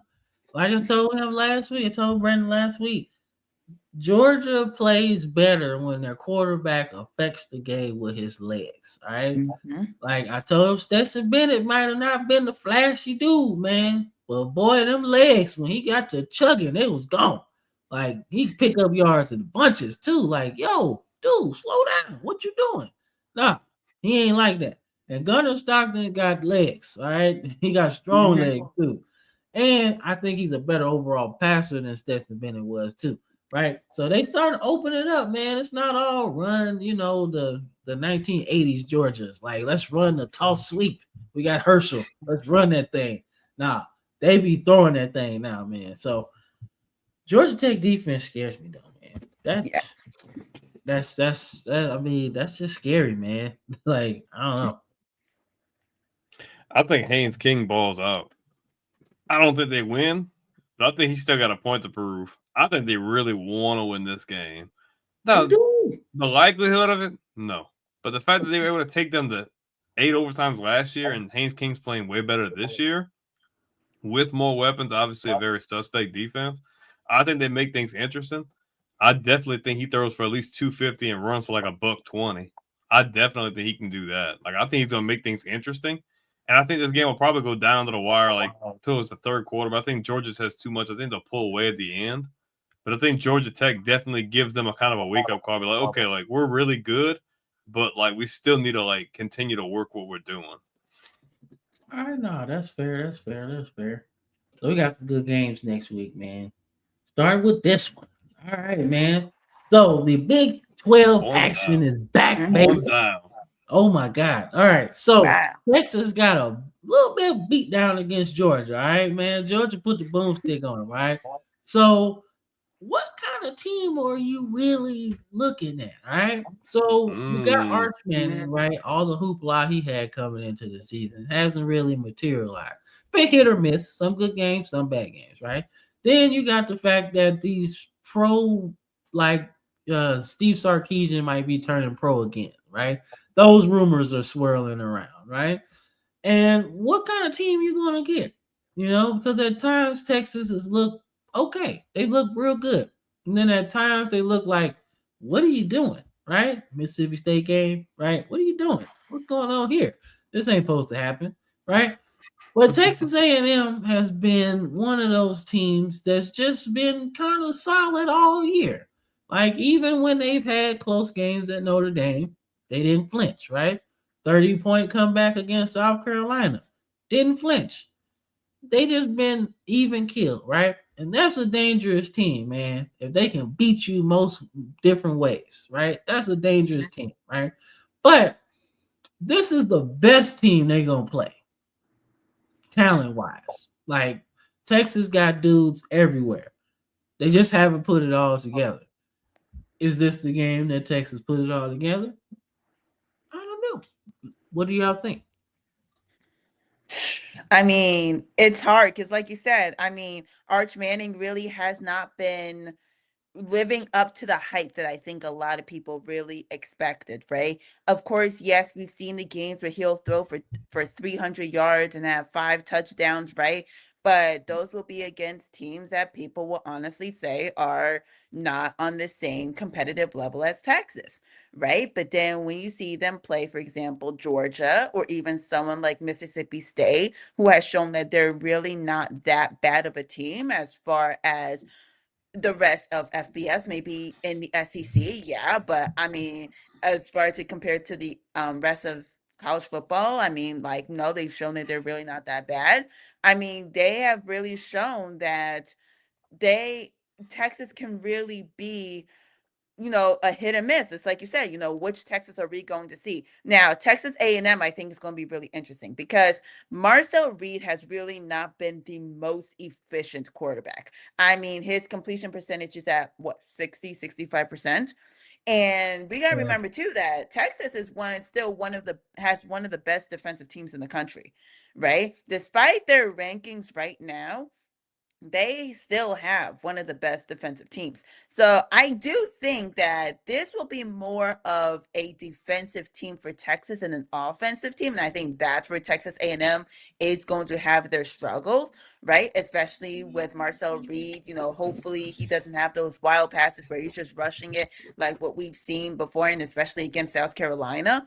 But it's just up to the offense. Is Arch Manning going to be able to put it together? And I think this is going to be a game where Texas is going to give Texas A&M a little bit of struggle, but I do think Texas A&M is going to come out on top. I do think they are going to pull away with the win just because of Marcel Reed, how consistently solid he's been. Like I said, not the best as far as especially like completion percentage, but as far as like the offensive weapons that are available, I do think that that's just going to overload Texas so much. But I do think this is going to be a really, really good game. Texas are frauds. Let's just be completely honest here. They're frauds. You have too much freaking talent to be frauds like that. And I've seen Texas against really good quarterbacks this year, and they've been trash. Julian Sayin, beat them. Freaking Gunnar Stockton, beat them.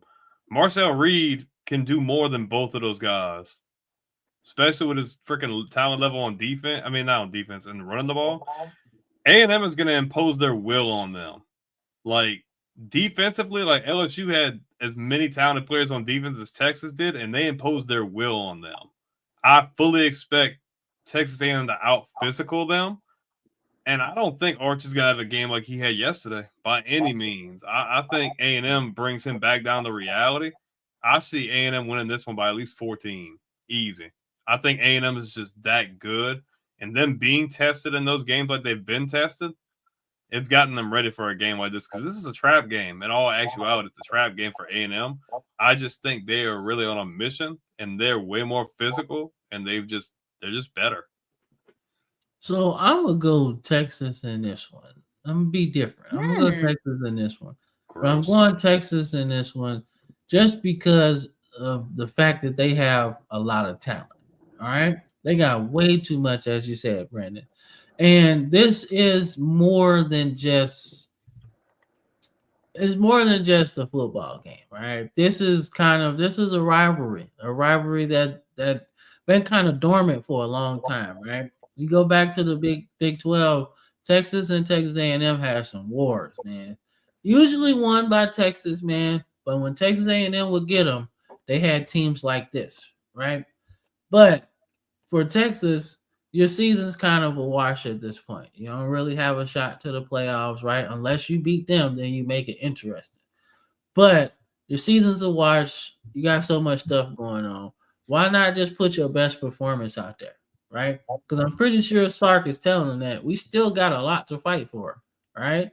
We beat them, our chances of moving up are really good, all right? And we're Texas. So the brand carries a lot of weight. And if it's close between James Madison or Texas, you know who's getting the nod, right? For that last spot. It just works like that.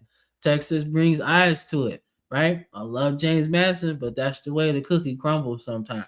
So I feel like Texas is going to put out their best effort, man, in this game, and they might look better than they have been. And we've seen how that looks. It looks really good, and then the next week they crap the bed, right? But in this particular game, if you win this one, this is a big one. It's a big one, man, because Texas A&M is rolling, and nobody gets through the SEC undefeated nowadays, right? It's been a long time since somebody has done that, right? So somebody got to stop them. I'm going Texas to this one, man. So, but it's gonna be fun, man. I love old rivalries like this, man. Like that's why I was happy when they joined. I was like, it gotta be cool. So we gotta talk about Vandy Chris's team, all right? The Vanderbilt Commodores, all right? They going to Tennessee, man. Tennessee's got a big ass stadium, bro. It's like 120,000 in there, all right? I'm going Tennessee in this one, man. You know what? Scratch that. You know what, Chris? I'm bite. Cam, I think we have to pick Vandy because we drank the Kool-Aid last week that we drank the Kentucky Kool-Aid and thought Kentucky was really gonna I think we kind of owe it to Vandy on this one. Yeah, you're right. You're right. I scratched that. I'm picking Vandy. Diego Pavia. He's all right, man. He's all right. He's got some Tebow in him, man. And I like that. I like quarterbacks that got a grit to them, man, and just run the ball with a little bit of force, man. Like, you ain't stopping me on 4th and 1. I'm about to take me somebody with me. And I like it. I like the way he plays, man. And I think Tennessee's defense has been really ass all year. All right. Like, they've been bad. Like not uncharacteristically bad. Usually they got some athletes to make up for the deficiencies. Not this year. They've been really bad. And when you're dealing with a team that plays keep away, you're in trouble. And for a team that likes to get more possessions in on offense, this is bad. So I'm going Vandy in this one. Now, I agree. I do think Vanderbilt is going to win, but I mean, look, I still really like Aguilar, right? I think, Tennessee especially had to really go in and figure it out, especially what happened during the off season. And, I really like Aguilar. I mean, I think if he balls out the way, I don't know what happened, because he was balling out for the first couple of weeks and then just kind of completely fell off. But I mean, if he balls out in this game, I mean, I think Tennessee could really make this very, very interesting, especially with them being at home. But like you said, I do think Vanderbilt is going to win.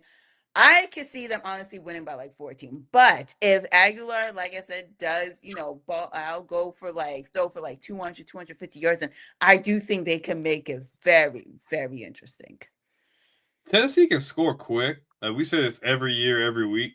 But man, if Vandy starts playing Vandy ball, and they start draining that clock and putting pressure, how does Tennessee answer to that? Because when Vanderbilt plays their brand of offense they go down, they score. How do you answer that? How are you going to respond positively? You're going to go back down there and score like you normally do? I just think they're going to control this game. I think it'll be close, but I think Vanderbilt has they're on a mission. They still fighting for something. They've still got something to prove, and this is obviously a big time rivalry game. Where first time in a while, Vanderbilt's pretty favored in my opinion. Yeah, It's a it's been pretty a minute. favorable situation. Yeah, give me Vandy. All right, Vandy across the board. All right, cool. Only got a couple We haven't more. think we were gonna pick that. Yeah, we don't do Vandy after like last year. So I don't do Vandy like that after last year, man. Maybe so. Nothing really special for real. Both teams are kind of out of the playoff thing, but I love the fact that Arizona State still plays in Tempe. Right, they did move, so I love that part. And Arizona State's always one of those games that if you stay up late, it's usually kind of good. All right, more times than not. All right, and Arizona State got the same record. So somebody getting a better bowl game after this one. All right. So I'm actually gonna go Noah Fafita and the Wildcats in this one. Give me Arizona State, man. I know Dillingham looks like he might be on the way out, but give me Arizona State. He's on the way out, so you go leave it. So Gotta go out on a good note. All right. Yeah, I think Arizona State's going to win this game. I do think that they looked especially really good against Texas Tech. I mean, that's the one team that was able to beat them all season. So, I mean, look, I like Arizona, right? But I mean, I think Arizona State, they're going to win. They're like, that's just that I think that's going to be a game where they're going to win by like at least 14. I do think it's not going to be a pretty game for Arizona. I will say that. Hey, me and Chris finally agree on something. Yep. I don't think he's coming to LSU, but no, that's too much of a jump, man. That's too big of a jump. Yeah, you won the Big 12 last year and you had a good run in the playoffs last year, but bro, it's a different ball game, dog. And you gotta get some more, as baseball players say, you gotta get some more dirt under your cleats, man, before we give you the keys to the Ferrari. Okay? You can't do that. We can't give you the keys to the Ferrari and you still driving a Honda. All right, can't do it. Can't do it, man. So, like, I don't think so. He get an interview, right? But he should not be your first option. Like that's all right. So we got the Egg Bowl. The Egg Bowl, right? So, all right. So hear me out, right? Hear me out. I'm gonna do something unprecedented here. Usually, I just kind of pick in a rivalry game. You pick the better team sometimes, right? But Mississippi State can score, all right? And I don't know. Their record should be way better. Yes, they have been up in games. They've been everything, just haven't closed, right? So, what better way to play a game that y'all play every year for the last 100-something years, right?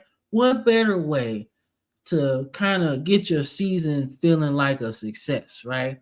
Than beating a team like Ole Miss right now. Look, Lane Kiffin can say what he wants, and it's not bothering me. It's just noise, bro.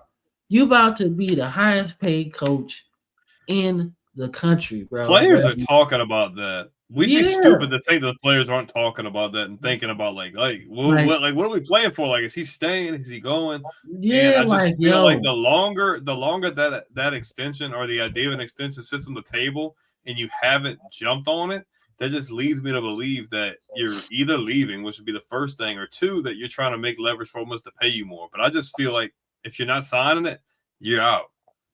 And I mean, me personally, if I was a player, I'd be like, well, if he still hasn't signed it and he's not immediately coming back, I think he's gone. Chris has some good sources, but sometimes they be wrong. All right. So hear me out. All right, hear me out, Chris.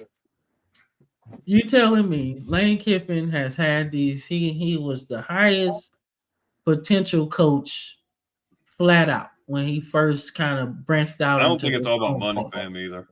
Yeah, but here's my thing though. Hear me out. So when he got the job with the Raiders, right? It was crazy, right? He's young, flashy, everything, and you get the keys to the Ferrari, basically, right? An old Ferrari, but nonetheless a Ferrari, right? So you got the keys to that, and it just you crashed and burned, bro. Not all his doing, but definitely was a crash and burn situation, right? So then you get the job at Tennessee or whatever, however that went, right? But you get that job, high profile, right? And then you have them going in the right direction. And Ogeron was on that staff. He said we was gonna be good, but we couldn't pass up on USC. That's the dream job. You was there as a coordinator, whatever, right? So then that misfires, and then you have off the field struggles as well, right? So you have to kind of bring yourself down, right? You offensive analyst for Alabama, change the whole thing around, update the Ferrari. Basically, now we got navigation system. You know what I'm saying? So there you go. You upgrade the Ferrari at Alabama, and now you kind of work your way up, man. This would be the perfect time to leave, right? You've taken Ole Miss where you could take them. All right, this is as far as you can take them. Ole Miss done had good teams, right? But they ain't never been able to punch through that ceiling, right? This is where they at, right? Recruiting wise, money wise, that's where they at. They've never been able to do that, right? That's cool, right? But if you take him and his journey through this whole thing, he's got to cash in, man. You had a couple big jobs, right? But you ain't never had the crown jewel, right? The crown jewel of the FCC is either the Alabama job or the LSU job. That's it.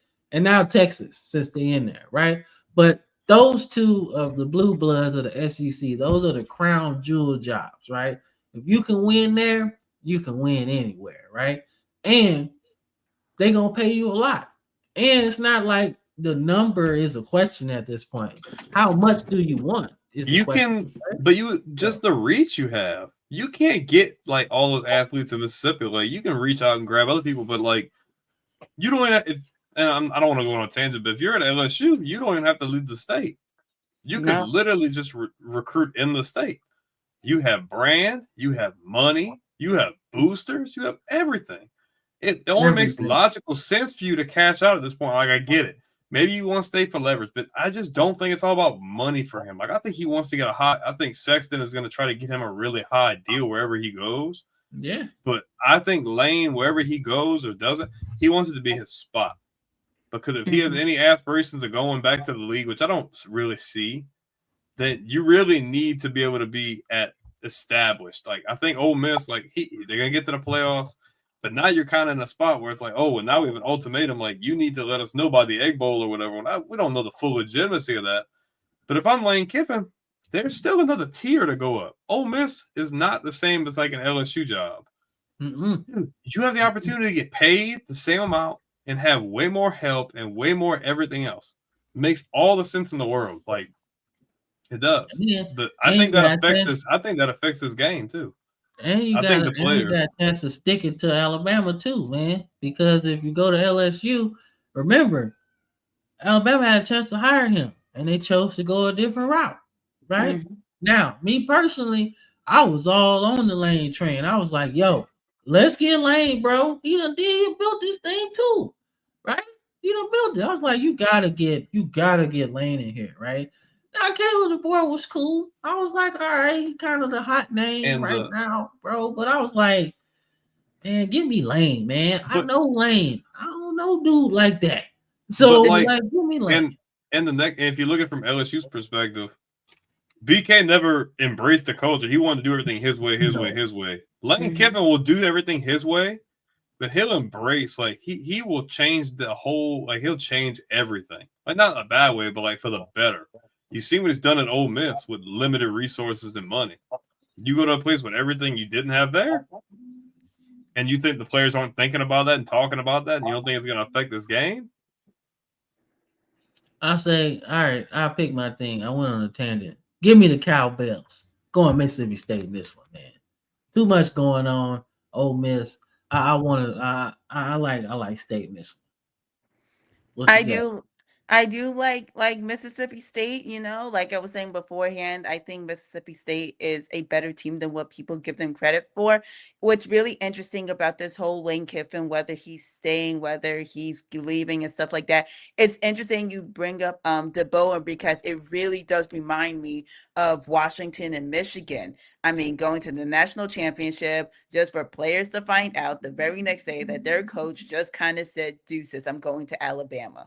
Right. And so I don't see Lane Kiffin really doing that. And it also really seems like Lane Kiffin really enjoys Mississippi.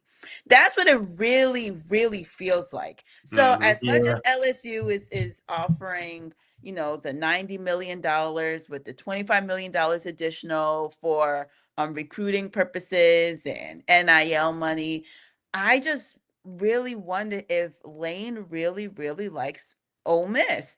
Like it seems like he really just enjoys coaching there. That almost like what we were talking about beforehand. It's really not about the money now, because like I said, LSU is like creme de la creme. Not even just in the SEC, just in college football, period. Right? Yeah. Like that's a big brand. And I Yeah. wonder if because of that, there's that added pressure, right? So we saw Brian Kelly, right? We all know that Brian Kelly was kind of just went in there, wanted to do what he wanted to do, but at the same time, though, I mean, that's a lot of pressure to put onto a coach. That's a huge market when it comes to college football to put that on, because if Lane Kiffin goes there and let's say, for example, his first year he doesn't have a winning record, or LSU, doesn't make some sort of statement, I mean, people will be on his neck immediately. Whereas Ole Miss, you don't have that same pressure. It's great when you're ranked, it's great when you're top 10, right? But if you're not, then it's kind of like okay, right? Rather than in LSU or in Alabama or Georgia, right? Where if you're not ranked, I mean, people, like I said, are coming for your neck. Listen, I do think that Ole Miss is going to take this game. I'm going to be a little different. I think Ole Miss is going to take this game. I think the players have very much faith in the team, the same way Lane still has faith in this team too, right? I think he is going to take this all the way to the end, and have his decision be made, after their season is done, whether it is during the playoffs, whether it is after the national championship game, right? If Ole Miss goes all the way there, I do think he's going to take the team all the way there, and I don't think the players are going to be as affected. I do think that I really do like Ole Miss. I like Chambliss, and I think Ole Miss is actually gonna get this win. So I'll pick Ole Miss to win this game because I just think they're a better team. But in regards to what we were talking about, I think it comes down to, do you want to win a national championship or do you just want to be comfortable? Because honestly and truthfully, I like what they have, but their team was better last year and they didn't even go anywhere. Yeah. I don't think they win at all. I think your ceiling at Ole Miss is playoffs and maybe a first round bye, best case scenario, but I just don't see them running to the table. I just think you can only take that team so far. And I think for Lane, it's like, do you just want to be where you're happy and comfortable, or do you want to be able to like really submit your legacy and win one? And I gotta imagine, because I feel like Cam could probably attest this, he wants to win. Like I think he's been kind of doubted, especially with all his struggles so early on, whether in the league or in college. I think he wants to really prove it to himself for one, but also prove the other guys wrong that, hey, I can win a national championship. And I'm just not sold that you can do that at Ole Miss. But if you want to be comfortable and just stay ranked and yada yada, then go right ahead. But I think if you really want the best chance for you to win a title, I think that's your choice. No, that's fair. That's fair. All right, so we go on to our NFL stuff. We ran a little longer, man. So we're gonna take a quick commercial break. We'd love to get your thoughts on the NFL if that's cool with you. Oh yes, absolutely. All right, cool. All right, we'll be right back.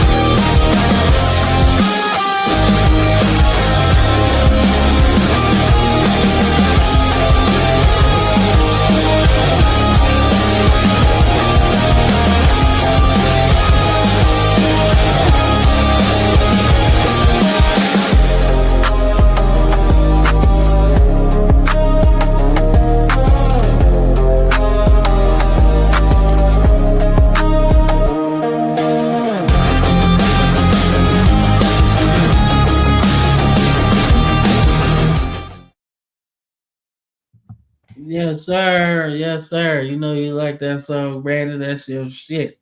That's your shit, man. Nah, man. But welcome back to our favorite Mind Weekly show. We're here with Chanel for Ball Talk with Chanel. She is an up and coming content creator out here doing her thug thizzle. All right. So we're gonna get into some NFL stuff. All right.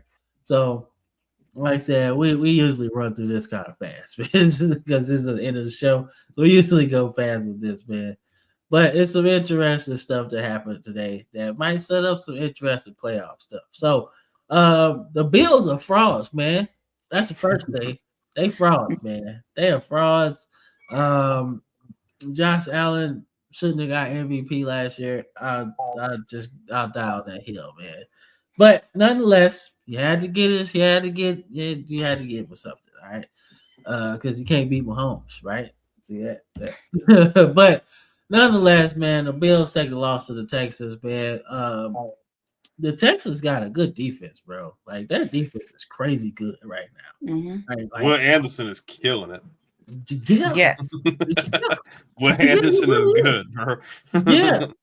That's why I kept trying to tell people, I was like, bro, y'all tripping. Y'all just gave them CJ Stroud and Will Anderson. Their rebuild is pretty much done right now.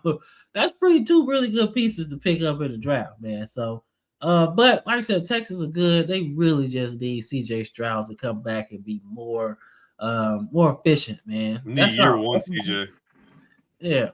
So got to, man. But nonetheless, like I said, what y'all think about a Texans win?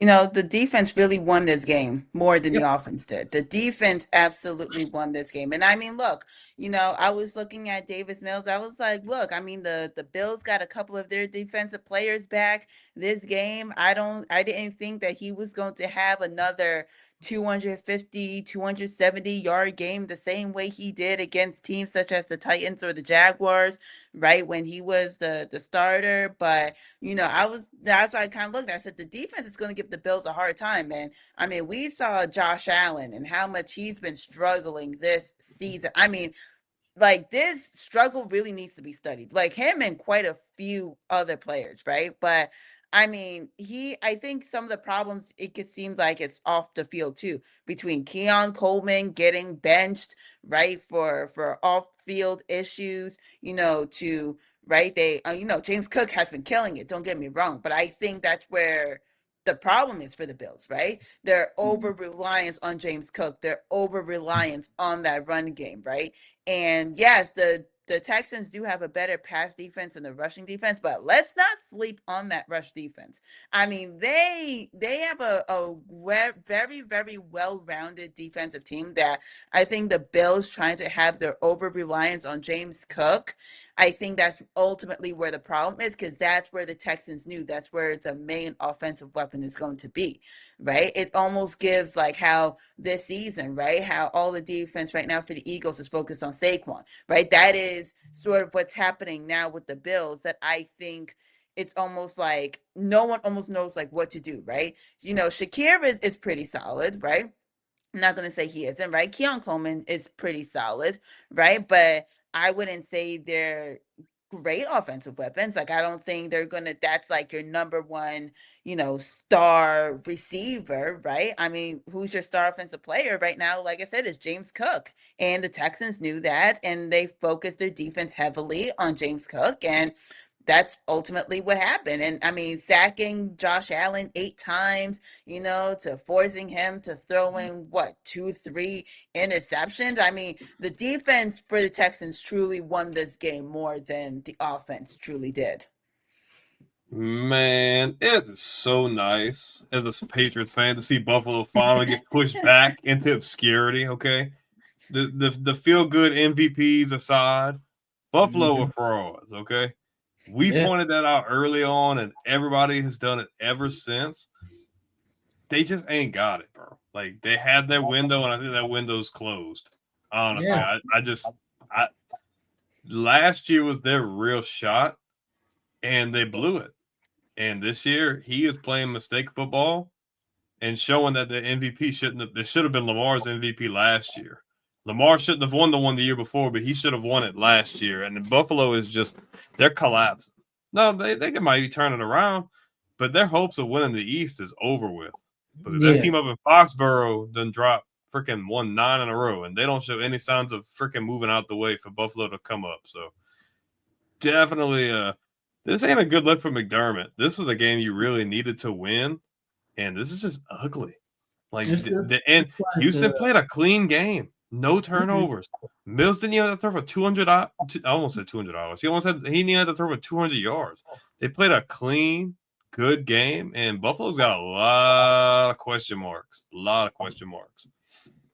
No, I agree, man. Like there's a question marks for the Bills, man. They have a long journey if they want to make some noise, man. And they just don't look like it. Just don't look like a cohesive team, man. Like a team that's going to win a championship, right? It's almost like looking at the Lions, man. The Lions they're kind of the darling last year, man. But I always say, man, when you got a good team, you got to strike while the iron's hot, man. Because that next season, you never know how good you're going to be. Right? Free agency is crazy. The draft is crazy. Free agency, from poaching, not just you signing players, but you losing players, right? Coaches. Yeah, coaches too, right? So you end up in a situation like the Bills and Lions right now, where you're just trying week to week, you're trying to figure out how good you can be, right? And Josh Allen is just not looking that good, man. It's some inconsistency issues. It's some passing the ball down the field issues, man. They don't have no playmakers for real, man. And you're making James Cook's contract dispute look like he gonna win because he the only reason y'all really winning right now, right? And he wants to get paid, and he's showing you like I can carry the offense. Is he in a contract year? Did they put him on a franchise tag? Yeah, I think this is a contract year. Oh well, then he's gone. He ain't sticking around for that. Yeah, because he wanted to get paid like $10 million. Like he wanted to get paid, and I didn't want to give him that money then. But now that you see like what he's been able to produce, somebody's going to give him that. Yeah, if it ain't Buffalo, somebody will. Yeah, so it's just looking crazy. It's looking crazy for the Bills right now. Like you said, Brandon, the AFC East title is done. They can't come back to get that. So you're fighting for the wild card, man. And now with the Ravens kind of coming back, right? Looking like that's an option. You could look at the AFC West. Yeah. Good luck trying to get in with the way that looks. Yeah, so it's wild. It's wild, man. But Texans definitely good, especially with your backup quarterback. That's pretty good. All right, man. So Mr. the Fingernail Polish himself. Man, Fingernail Polish been balling, man. He cold, man. He figuring this shit out, dog. He figuring it out, man. He is figuring it out, man. But this is what I was talking about with Chicago, man. I was like, all you gotta do is air it out. You got a quarterback that's talented. You got a Dunze. You got dude from the zoo last year. You got DJ Moore, and you got Colton Loveland. Right? All you gotta do is find you a nice running back and let him pass the ball. And it's looking good. You got the new coach in there who's an offensive centric mind, right? So he knows how to attack defenses, and he coached with the Lions, so he know how to attack them too, right? So that gives you the leg up, right? But I don't think me and Brandon had Chicago like up there with the top teams in the NFC, man. I don't think so.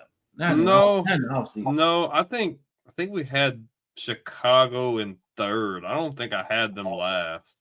Because I think we thought that the drop off from quarterbacks from Minnesota was going to be substantial, and it has become very obvious that was true, that we were right. So Chicago is sitting in a really good spot right now. Like they look like if they can just keep up what they're doing right now, they'll make the playoffs. Now, this game definitely benefited. I forgot Mason Rudolph played in this game. Well, that's what I was getting to tell you. It definitely benefited the Bears that Rodgers didn't play. I feel like if Rodgers plays this game, I don't think the Bears win.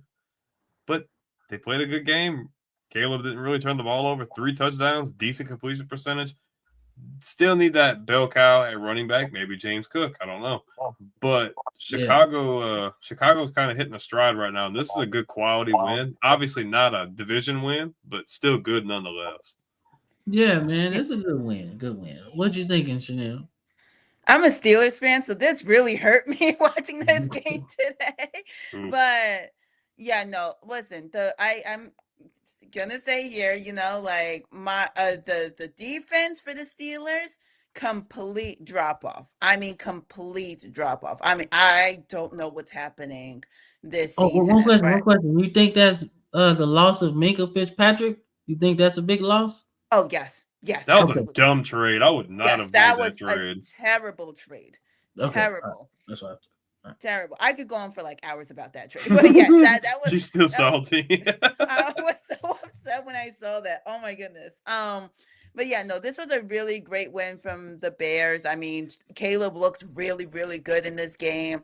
And I'm not going to lie, even when he came in as the number 1 overall pick, I mean, I had a little bit of doubts about him. I wasn't the biggest fan of him, you know, with him playing at Southern Cal. But I mean, this game really shows you like the potential of Caleb Williams, right? Like how great of a quarterback he really could be, how much of a franchise quarterback he could be for the Bears. Now, Mason Rudolph, I was never a big fan of him. I was glad that we traded him away. I was really upset when we got him back. You know, I thought this was going to be the game where we were going to start Will Howard.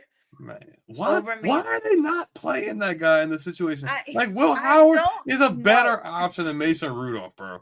Like at this point, if you're gonna play Mason Rudolph, you might as well call Cordell Stewart and see if he could still sling it for you a little bit. Like, because I mean, like, bro, like I just don't see why you brought. I get it. He knows the system. He's been here, yada yada. But like, you drafted Will Howard, just play him in the situations. Let him learn behind Rodgers. And if Rodgers is out like he was today, I put him in there. What's the worst that can happen? You get this?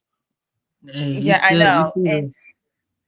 And it's funny too because even with Aaron Rodgers in the game, like even if he was playing, I really don't know just because our defense is so suspect. That's trash. It's just that's been the biggest issue. I mean, we looked at how the Steelers played against the Jets.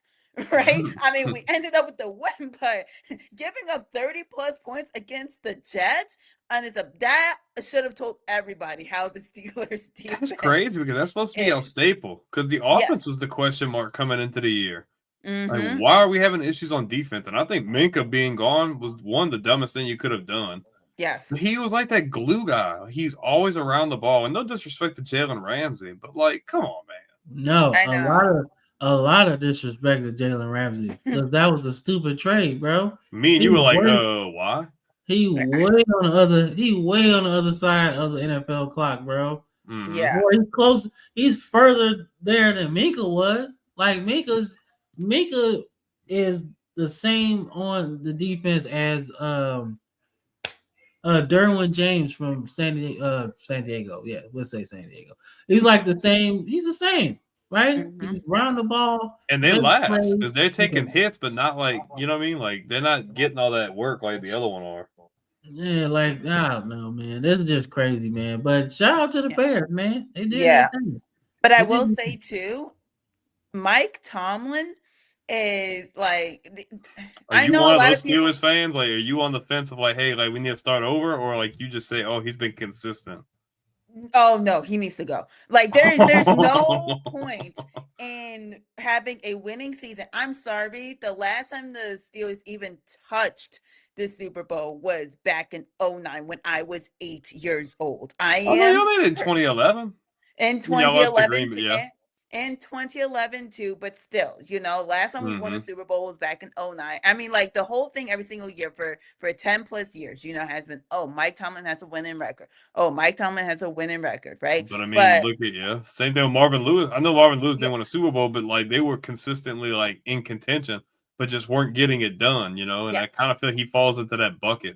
Yes, where it's just at a certain point, you know, it's like you can't really look at you know, you can't really look at anybody else, right? Not the quarterback to an extent. You can't look at the receivers, although we do need better receivers. You can't really look at them. You know, we do need better defensive players. I But heard ultimately, you need to look at Mike Tomlin because, again, the between the play calling to the time management of, you know, when they call timeouts, when it was third down, I want to say this was in the third quarter. It was third down, and you know, I want to say like third and like three, and you know, the Steelers decided to do a tush push. We're not the Eagles. That tush push is not working for us. You know, and then on top of that, we have one of the best kickers in the NFL, and I just didn't feel like we were using him as much, especially when we were up. You know, so I don't know. It's Mike Tomlin needs it. I can go on and on, but ultimately, you know, it was a great win from the Bears. I think that the Steelers should really be looking at Mike Tomlin right now. You said you need receiver help. I heard Chase Claypool was available. Oh God, no, not again. Not again. Not again. You know, I mean, he was fine as like a wide receiver 3, you know, when we had like Juju, you know, even like towards the end of Antonio Brown's run, you know, with the Steelers. I mean, like when he was kind of like in that rookie stage coming out of Notre Dame, like he was fine, but putting him as like as a wide receiver 2, no, please no. No, keep him far away from the Steelers, please. And it's quite interesting the fact that the Steelers, you know, don't have receivers right now. That's one of the things that the Steelers have done throughout the history of their franchise. I could go on and on. Lynn Swann, Don Stallworth, Plexico Burris for a time, Antoine Randall, Mike Wallace, right? Yep. Mm-hmm. Antonio Brown, right? Juju. Martavis Bryant, I think. Yep. Santonio Holmes. Yep. Santonio Holmes. Like this is, you know, Perk Pickens, right? So my thing is, I was like, why would you trade Pickens and you just got DK Metcalf? I mean, 2 crash outs are better than 1. Like, what are you doing, right? And you just got Aaron Rodgers, right? So he needs some weapons. I mean, the Steelers have always had 2 guys, no matter who it was. We always had 2 really good receivers, right? And it's just weird, man. And it's kind of weird to hear a Steelers fan say that, because one thing that I think as a Ravens fan, I respect about the Steelers is that everybody fires their coaches, man.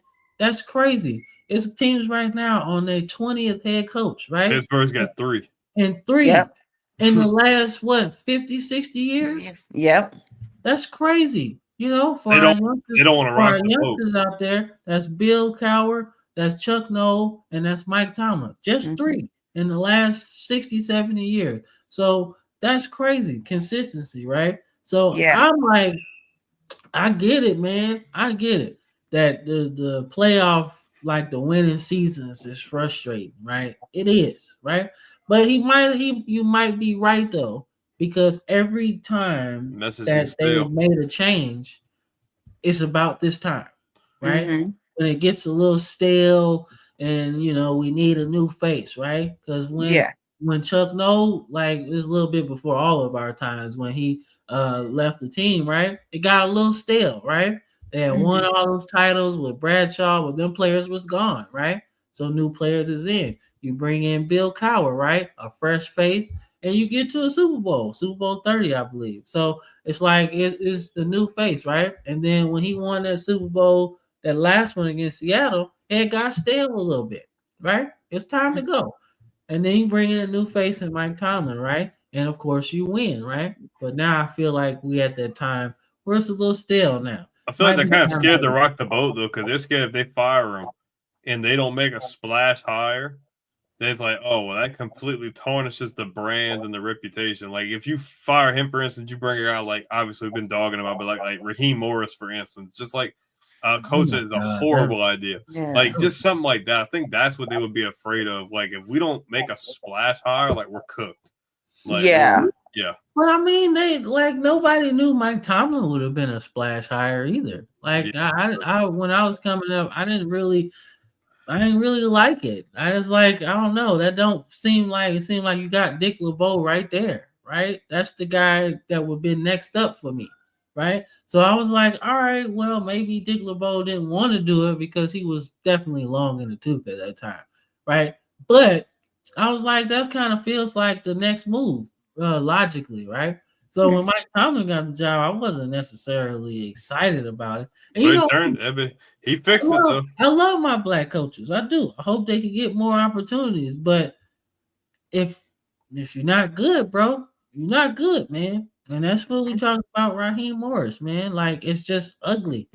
Like he wasn't good in Tampa Bay, so I don't know why he would even do that. You know, like that's Arthur Blank for you, man. You just can't get back. But yeah, we going. Damn, come on, man. Damn. All right. So, nothing to talk about here except for my Ravens. But one question: how many times are the Jets gonna flip flop from starting quarterbacks, bro? Like we're literally freaking switching like drawers. Like it's getting a bit much. Like what are we doing? Like Because it's not the quarterback. They're trying to make the blame Justin Fields, and it's really not, bro. No. They're trying to justify drafting a quarterback high again just to be in the Sam Darnold situation again. Like literally, like you're gonna draft Mendoza from Indiana, and then what? You're gonna put him in the same situation that Darnold was in. He's gonna leave and then be good. Same exact thing over and over. Draft a guy that's never been in the big lights to play in the big lights. It didn't work. Didn't work with Zach Wilson. He played at BYU. Well, look at the freaking look at the Giants with Daniel Jones. Like the Giants did the same thing. They drafted a guy that was good, right? But New York is not for everybody. It's not. Not when your owner's Woody Johnson and your team freaking sucks every year. Yeah, that too. But it's not for everybody. It's a reason why Joe Namath is like the best quarterback they ever had. And he really not the best quarterback they ever had, statistically, right? But he embraced the lights, right? He loved that shit, right? No matter what. And if you can't find a dude that can embrace the lights of New York, man, you're not going to win, right? The pressure of the media is going to get you. The pressure of winning is going to get you, right? You're already at the bottom of the sports totem pole in New York anyway, right? The Knicks are back. The Yankees are always there. The Mets are always there. You know what I'm saying? So you're not at the top of the totem pole no more. Like, so you got to make a splash, right? But you got to make the right splash, man. But this team has way more flaws than quarterback. If you draft the quarterback like Mendoza and put him in this situation, you're going to kill his confidence already. You got to start with the offensive line. That's it. You got to start with the offensive line because that's the only way you're going to get better, right? I say draft 3 offensive linemen with your first round picks, right? Let's build it from within. Stockpile draft picks with you stockpile picks, so you would draft with trading your best players. So so you might as well just build the trenches, man. That's one thing that Rex Ryan always did. Like that's why they were so good. They were good on the defensive line, right? That's the best run they've had since, right? Everybody shits on Rex Ryan, man. But Rex Ryan went back-to-back AFC title games with Mark Sanchez balling, man. All right. Now, granted, it was a mixture of draft picks and free agent mercenaries, but that's all right. He got the job done, right? But after that, look how bad they've been, man. Just atrocious. Nasty. Yes. So, like, I'm excited for my Ravens getting a win here. You really didn't have to do much effort. Just not turn the ball over like they did. Get some nice runs from Derrick Henry and get out of here healthy. And let's just move on to the next game, right? Because you don't want to be in a dogfight with the Jets, all right? That's not what you need to be in, I wish Touchdown Troop was here. That's probably why he ain't here, because he knew I was trying to talk shit, because the Jets is ass, man. It's horrible. It's horrible. I really didn't want Aaron Glenn to take this job, man, because this is just, man, it's a tough rebuild, man. Like, and I felt like Saleh was actually ascending if they didn't get Aaron Rodgers, in my opinion. Yes. That's my opinion. So, but like I said, nothing really to talk about here. My Ravens got the win, and we above 500, baby. So we what's really interesting about the Jets, though, like you said, it's just the fact of how many draft picks. Yes, I was shocked that they traded Sauce Gardner. I was shocked that they traded Quinn and Williams, right? But like, I mean, the amount of draft picks, it will be really interesting for the 2026 draft, for the 2027 draft, like what they do with those picks. Just Because so they don't botch them. yeah, that's just what I was gonna Mhm. get at, right? I mean, you have the potential there, right? Like even if you don't think, because I mean, let's face it, Tyrod Taylor is old, right? Like he's gonna be out in the next couple of years. Okay, so you have Justin Fields there, you have Garrett Wilson, that's a really good receiver, right? You have Brees Hall, that's a really good running back, right? You can, build up the O line if you can add maybe one or two more offensive players, right? Build up that defense. I mean, I think the Jets, if they do it right, if that's the biggest keys, if they do it right, Those two don't they go together. yeah, if hopefully they do it right, they really could be a good team. But like I said, it's just a matter of you gotta do it right. Just don't draft stupid. Basically, I mean, you have all the picks that you can possibly get, right? I mean, there's nothing more that someone can basically get from you You at that point. just Woody Johnson's looking at Madden ratings and telling the GM, "Hey, we should draft this guy based on his agility, acceleration." Like this is just realistically. Had they not brought Rodgers in, Saleh would still have that job. He shouldn't have got fired to start with. I feel like they had really Yeah. built that team up, and they just completely Especially pulled the on rug out defense, from. bro. They pulled the plug out Mhm. from. They pulled the rug out from under them, and now they're right back to where they were before Wilson and freaking Darnold. So it's like. And I agree. I think this is a horrible. I get why he took the job. Team that gave him a chance in the first place. But bro, you ain't fixing this. You ain't Yeah. fixing this. I'm sorry. Yeah, this Cleveland level bullshit right here, bro. Mm-hmm. That's ridiculous, man. So, And we're off. all right, Brandon, this is your part of the show. Let's talk about your Patriots and them being in first place. And let's not talk about the Bengals right now. Yeah, just another really efficient. It's crazy that Drake May is pretty much leading the league in passing this year, like in every statistical category, and has yet to throw for over 300 yards. Leading the league in pass, but just his efficiency, man. He's averaging anywhere between like 66 and 70% completion percentage. The guy is spot on. He did throw a pick today, but man, having Henderson has been a huge difference maker. And defensively, man, we are just very aggressive. Came out a little flat, down 10-0 early or whatever, 13-0 at one point. But then you've seen a resurgence the second quarter, and then the second half, he just kept playing good, man. Like this team, 9-game winning streak. And if you look at the rest of the schedule, Patriots could realistically finish the year with like a 14-3 record, which almost guarantees you a first round bye, maybe home field advantage, which is crazy because this is a rebuild year under a first new head coach, completely new coaching staff. Cincinnati's just a lost cause at this point. He's looking like he's going to be available with the Ravens game, which will be interesting because he's off the injured reserve and everything now. But they're cooked. But as for the Patriots, it's a really good win. Yeah, now if I'm Joe Burrow, man, if I'm the Bengals, I sit him. There's no need to play him. The season's over. Garbage time. Yeah, the season's over. And I told you that before. I said when he got hurt, I said if he can't come back and they're not winning, there's no reason for him to come back at all. Because what's the point of risking him getting hurt again behind a team that you is not going to protect him? I wonder how many years he has left on his deal. I've got to imagine it's at least maybe 2 seasons at minimum. Well, so what? He was drafted in what, 19, right? Yeah, 2020. 2020, right? Mm-hmm. So we're in what, year 5, right? Year 6 or something. Yeah. Year 6, right? So he signed that extension probably. He's probably got like another 2-3 seasons at least. Yeah, about 2 or 3. So you gotta think he in it for a while, man. But it's just they don't protect him, man, and that's crazy because that's your golden goose, man. You can't have your quarterback getting fucked up like that, man. Every game he's running for his life. But the biggest thing for me is the defense, man. Look at that defense when they went to the Super Bowl and they completely let that go. Like, I get it. You wanted to pay you guys on offense, and you did that later down the road. But, man, you're letting guys like Jesse Bates walk and a lot of these other – and you just traded your best tackler in Logan Wilson.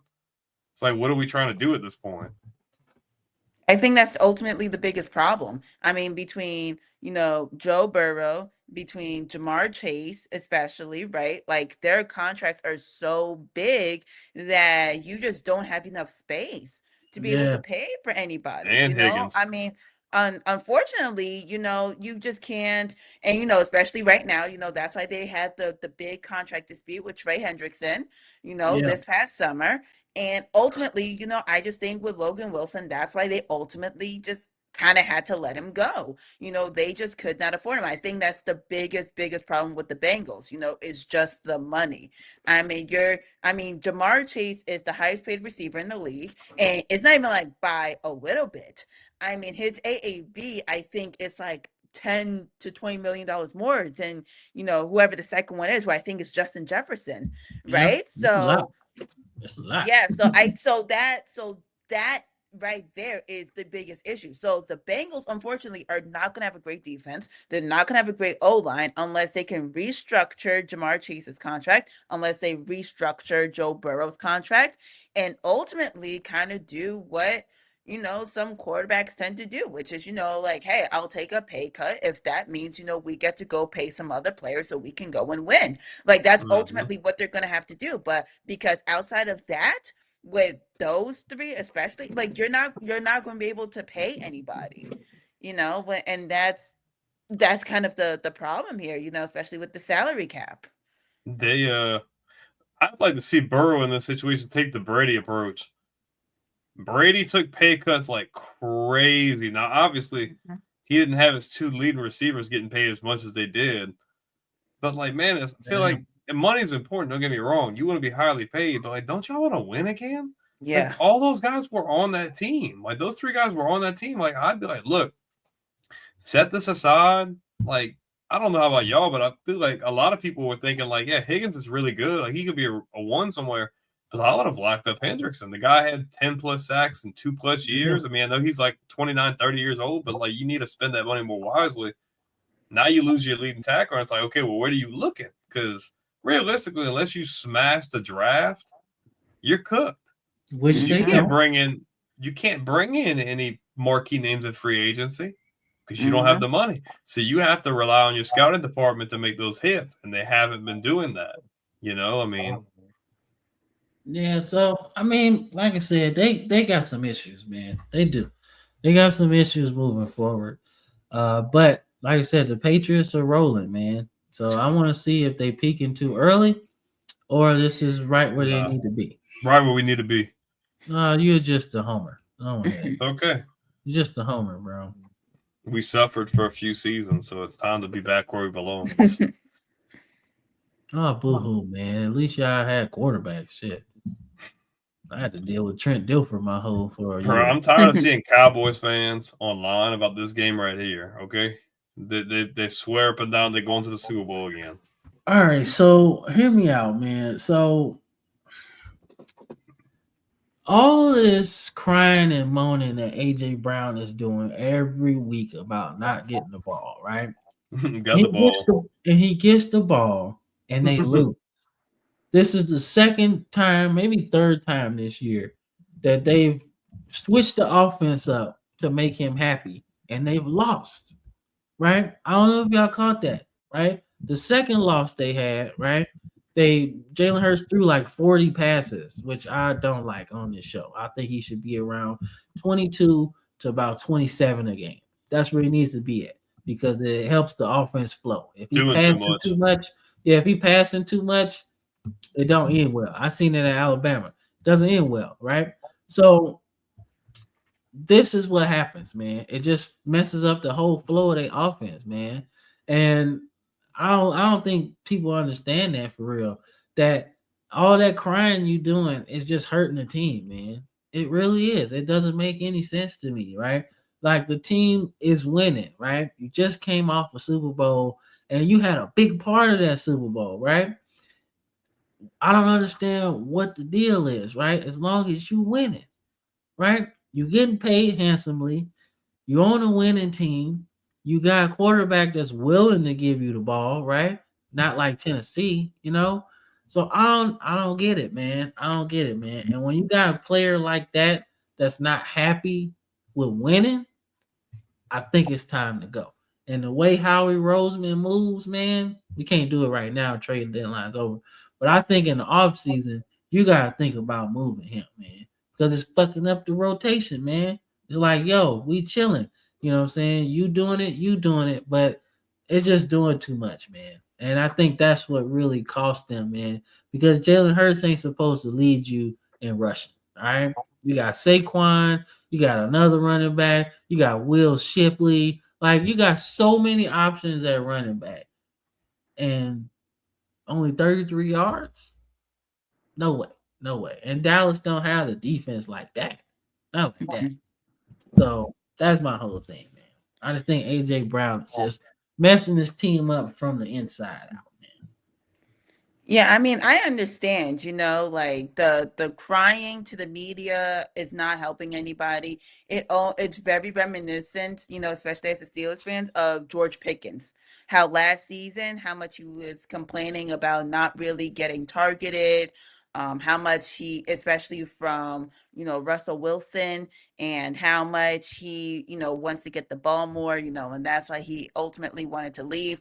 At the same time, though, when you go from being, the key wide receiver one, that reliant receiver, to then almost being an afterthought, with someone like Devontae Smith, just kind of like, being up ahead like that would hurt, and I think that's ultimately where AJ Brown is kind of feeling a little something type of way. And look, I love Devontae Smith. I loved him at Bama, right? I think he's such a phenomenal player.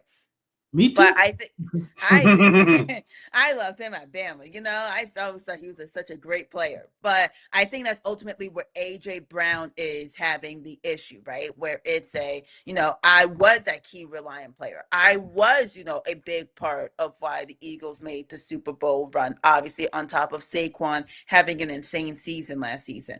But I think now, it's that not as reliant is, I think, where AJ's starting to feel a certain type of way. But I do agree, though, that having AJ Brown, targeted as much as he was, is almost what's messing up the offensive scheme. It would be interesting, though, to see if the Eagles do decide to trade him this offseason. I don't know how much you're really going to get from him, especially given that this season has been very lackluster from AJ, right? But I mean, it would be interesting to see what the Eagles do, because, like you said, the Cowboys aren't that great of a team.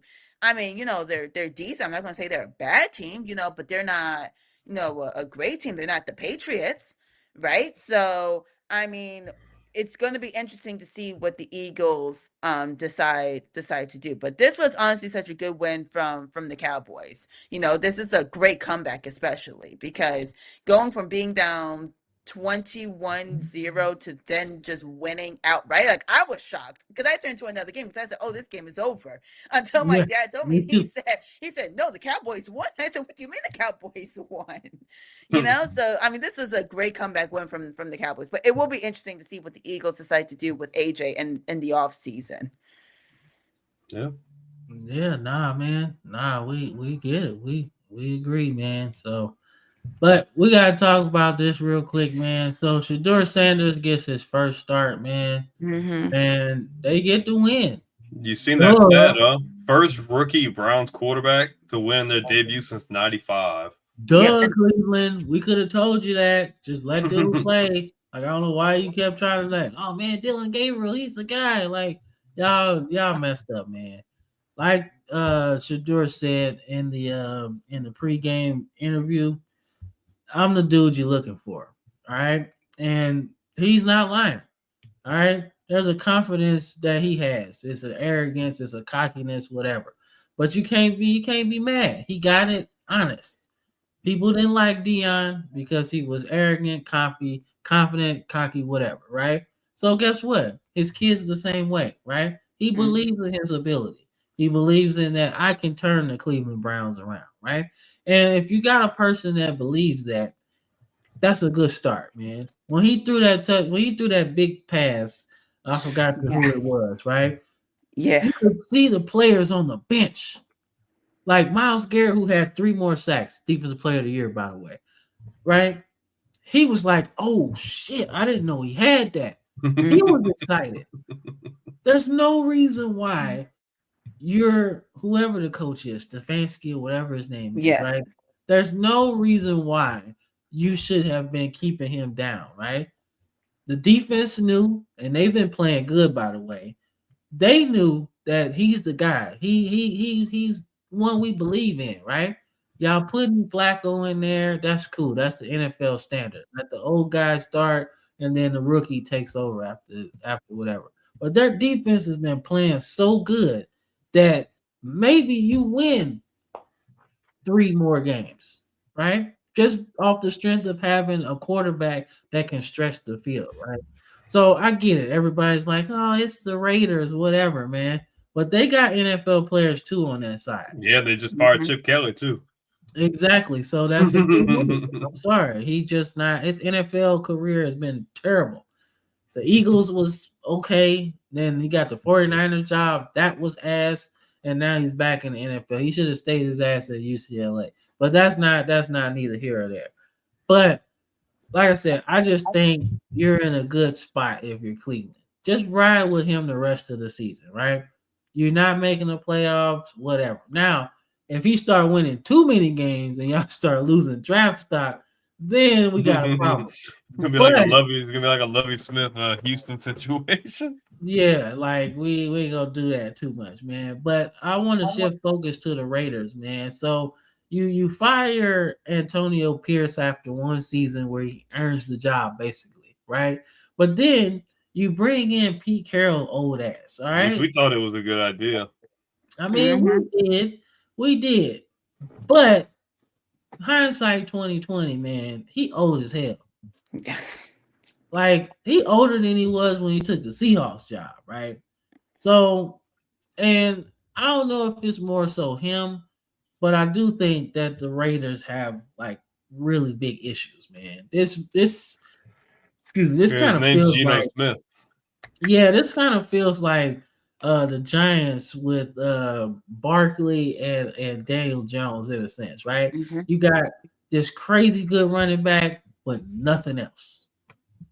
And even That's a it. good tight end, Brock Bowers, I mean, had a Yeah, great season yeah. last season. And, now he's just having a lackluster, second year, But I was shocked that they fired Antonio Pierce because, look, were the Raiders bad last season? Yes, they were. Like, no one is over here going to say that they were the best team last season. But ultimately, Antonio did the best he could with what he had. I mean, his starting quarterback was Aiden O'Connell. Like, there's not much you could really do there, right? And I mean, for Brock Bowers to have the season that he had, right, where he could have went up for offensive rookie of the year, right? Again, with the bad defense that they had last season. I mean, he did the best he possibly could. So I was really shocked that they let him go after one season. I felt like he should have gotten at least one more season, really get, the draft picks, let him get the trades and see what he can do with this new build team, right? See if he really can get the Raiders running, because like I said, Pete Carroll is old. And the question is, Oh, if it's for 4th and real. inches, are you going to give the ball to your Marshawn Lynch, or are you What's going good there? to get the are you going to have Geno just try to throw a pass into the end zone, right? Like, Yeah, the Raiders are worse than what they were. Like, think about it. You let go of Christian Wilkins, which obviously freaking shit going on. Whatever happened. But like, that's a big time. But that's a big time piece you lost. You have less weapons now. You let go of Jacoby Myers, which was probably your best receiver. And Geno's playing like hot trash. Yeah. He is. And then you gave him that contract. Bro. And then you had Chip Kelly, which I thought that was a stupid freaking hire. Like, that was dumb. Bro, that's dumb. Like, I get it. Cool. He was the offensive coordinator for Ohio State. That's a whole different. Yeah, come on, man. Like, this team is worse than it was last year. Like, they've set themselves back. Like, worse. Like, we had higher expectations. Like, I don't think we had the playoffs, but we thought they would at least be competitive. Like 6-7 wins minimum. But no, this is bad. I love me some Pete Carroll, but like I liked the fit.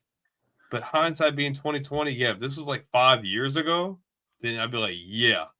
But it's a wash. It's a Yeah, wash. yeah, man. I love the Tyson flag. Oh, yeah. Right on, Terry. Yeah, man. I fuss with it too, man. You know, it's a part of my vibes, man. So when I'm in here creating, you gotta think, knock it out the park, or knock them out in the first round. Which one you want? Biting ears So, and everything. yeah, man. So Tyson was my dog, man. So I love Mike Tyson anyway, man. But we're gonna move forward. We almost finished, man. We're gonna pick these games real quick, man. Like I said, for people that don't know the picture in the background, that is the Silver Dome in Pontiac Pontiac, Silverdome. Detroit. Yeah, Pontiac, Michigan, should I say? That was the home of the Lions before they built Ford Field. So I had to give that some love, man, because I seen how it looked when they took the roof off. It was so I'm like, that's so sad. Like Barry Sanders went for a bunch of yards in this stadium. Why would y'all do that? You know, but nonetheless, man, I gotta give it some love, man. But that's what I do sometimes. I put vintage stadiums in the background sometimes, man. So but who y'all got, man? We'll make this quick. All I gotta say is I give this to the Lions. You know, I like the Packers, I like their defense, but with the Lions, I think the one name that we all need to just think of it is Jahmyr Gibbs. Like he is a dog, you know, and Yeah. especially how he played today, despite the Lions going into overtime, right? I mean, like that man right there, you know, first play in overtime, and you already running for 60 yards plus for a touchdown. I think he's gonna be the big factor in this game. So give me the Lions in this game. Burrow averaged 14.5 yards a carry today. Just imagine that. Yeah, I think the difference maker in this game is that Green Bay is going to probably be without their running back, and Detroit has theirs. I know that Detroit had some issues, especially offensive play calling, because Dan Campbell's kind of had to step in and do that. But I think Detroit just got more than what Green Bay does, and I just don't think Green Bay's trending in the right direction. I like what Detroit's doing. Just hand it off. Just hand it off to Gibbs. If you don't hand it off to Gibbs, guess what? Goff can throw it to whoever the hell he wants because he's that damn good. Give me Detroit at home. Yeah. Will they draft it? I think they need to go quarterback. They have to. It's time. Yeah, they got. No, I think you go this year. This year's class is better than last year's class. Like I think you have to. You got to get somebody in there, man. You got to start building that nucleus, man. Like this is probably the year you trade up. Like, well, you're probably going to be a lottery pick anyway. But if you can get higher, I think this is the year you trade up and get your guy. Yeah, I agree. You got to start building that nucleus, man. All right, so are we dropping dimes next week, or what are we doing? Man, yeah. Drop the dimes, Cam. Yeah. Right. Let me tell you something. Between Daniel Jones, Jonathan Taylor, how great of a season he's having, right? I mean, listen, I love the Texans. I they have a great defensive team, right? But I mean, I just think offensively, Indianapolis has a lot more going for them than Houston does. And I think that offense is truly going to make the difference, right? To where the defense can't, the defense, I don't think are going to be able to play well enough to offset how the offense is going to be able to play. So I think because of how much of a stronger offensive team Indianapolis has, give me Indianapolis at home. See, Jonathan Taylor didn't do nothing today. Jared Cook went for over Jared Cook, whatever his name is, Cook went for over 100 yards on Houston today. If he can go for over 100 of them, Jonathan Taylor can go for 200. And Daniel doesn't have the greatest game today, but he's been dropping dimes all year. Give me the Colts. It's funny you should say that, Brandon. Drop some dimes. Drop some dimes, baby. So I got the Colts in this one, man. And then Terry, man, we're gonna get into that a little later, man. We'll get into that on another show, man. About who we think the Raiders should draft, man. But because it's a lot deeper than just who they should draft. It's about the fit. It's about the system. Everything. So it's a little deeper. That's a loaded question, man. All right. I think we got one more, man. All right. So we got two teams really good, man. I'm gonna go the Bears in this one, man. I think the Bears looking for a signature win. I got the Bears. This is an interesting one. I actually see this game going to overtime. I think this is going to be a great game, especially with the way that the Bears won today and the way that the Eagles kind of blew their lead in today's game. I think we're going to see Sirianni and the Eagles revert back to where we're not going to see a lot of AJ Brown. I do think we're going to see a lot more Saquon. I think we're going to see a lot more Devontae Smith. I think we're going to see a lot more of those guys. So give me the Eagles by 3 in overtime. All Give right. me the Bears. Give me the All right. Bears. I think I love Howie Roseman. I like what the Eagles got, but man, they got some question marks. Yeah. You got to be able to run the ball. Jalen Hurts should not be leading you in rushing, and Jalen Hurts should not be throwing 35, 40 times a game. Been having the same conversation for the last 3-4 years. Eagles have a lot more talent, but I think the Bears are playing with a lot more momentum, and I think Caleb Williams has a good day. Give me the Bears. All right. Sounds like a plan, man. All right. That's it, man. That is our show, man. That is our show, man. So we appreciate Chanel and all of her knowledge, man, today. Very, very good show. Very good show, man. We would love to have you on more if that's something you would like to do. But we ask all of our guests on here, where can people find you and how can they support your channel?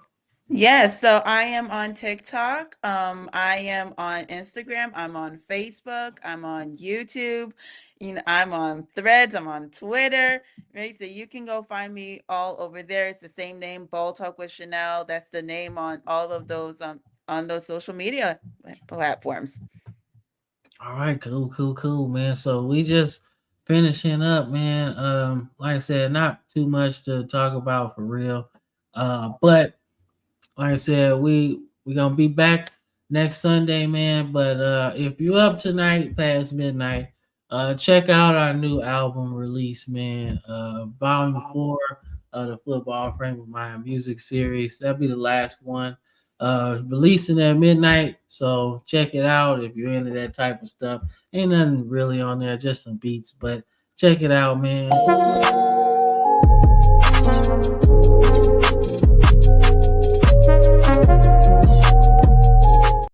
So just check it out, man. Just a little snippet. Don't want to spoil it all. But nonetheless, man, we enjoyed this show today, man. So before we get up out of here, anything you gotta say to the people, Brandon? Yeah, hope you guys enjoyed tonight. Next week is going to be another really big time. We pick up the interview time series as we get a former LSU Tiger and Atlanta Falcon, Mr. Tom McClure. Same time next week, 8:30 p.m. Eastern time, man. We're going to be able to really ask those hard-pressed questions, draft process, playing for different teams. Guy got to play with Matt Ryan, got to play with Michael Vick, Warwick Dunn, John Abraham, guys like that. So if you are available at this time next week, 8:30 p.m. Eastern time next Sunday, man, we're going to have a former NFL player in the house. We haven't had an interview in about 3-4 months up at this point. So it's really going to be a really good time if you can make it. All right. Yeah, that's gonna be fun, man. So y'all tune in, same place, same time. Don't forget to support Chanel and everything she's doing, man. So we're gonna be all right, man. But we'll see y'all next Sunday, and we hope y'all here with us, man. So peace. Thank you.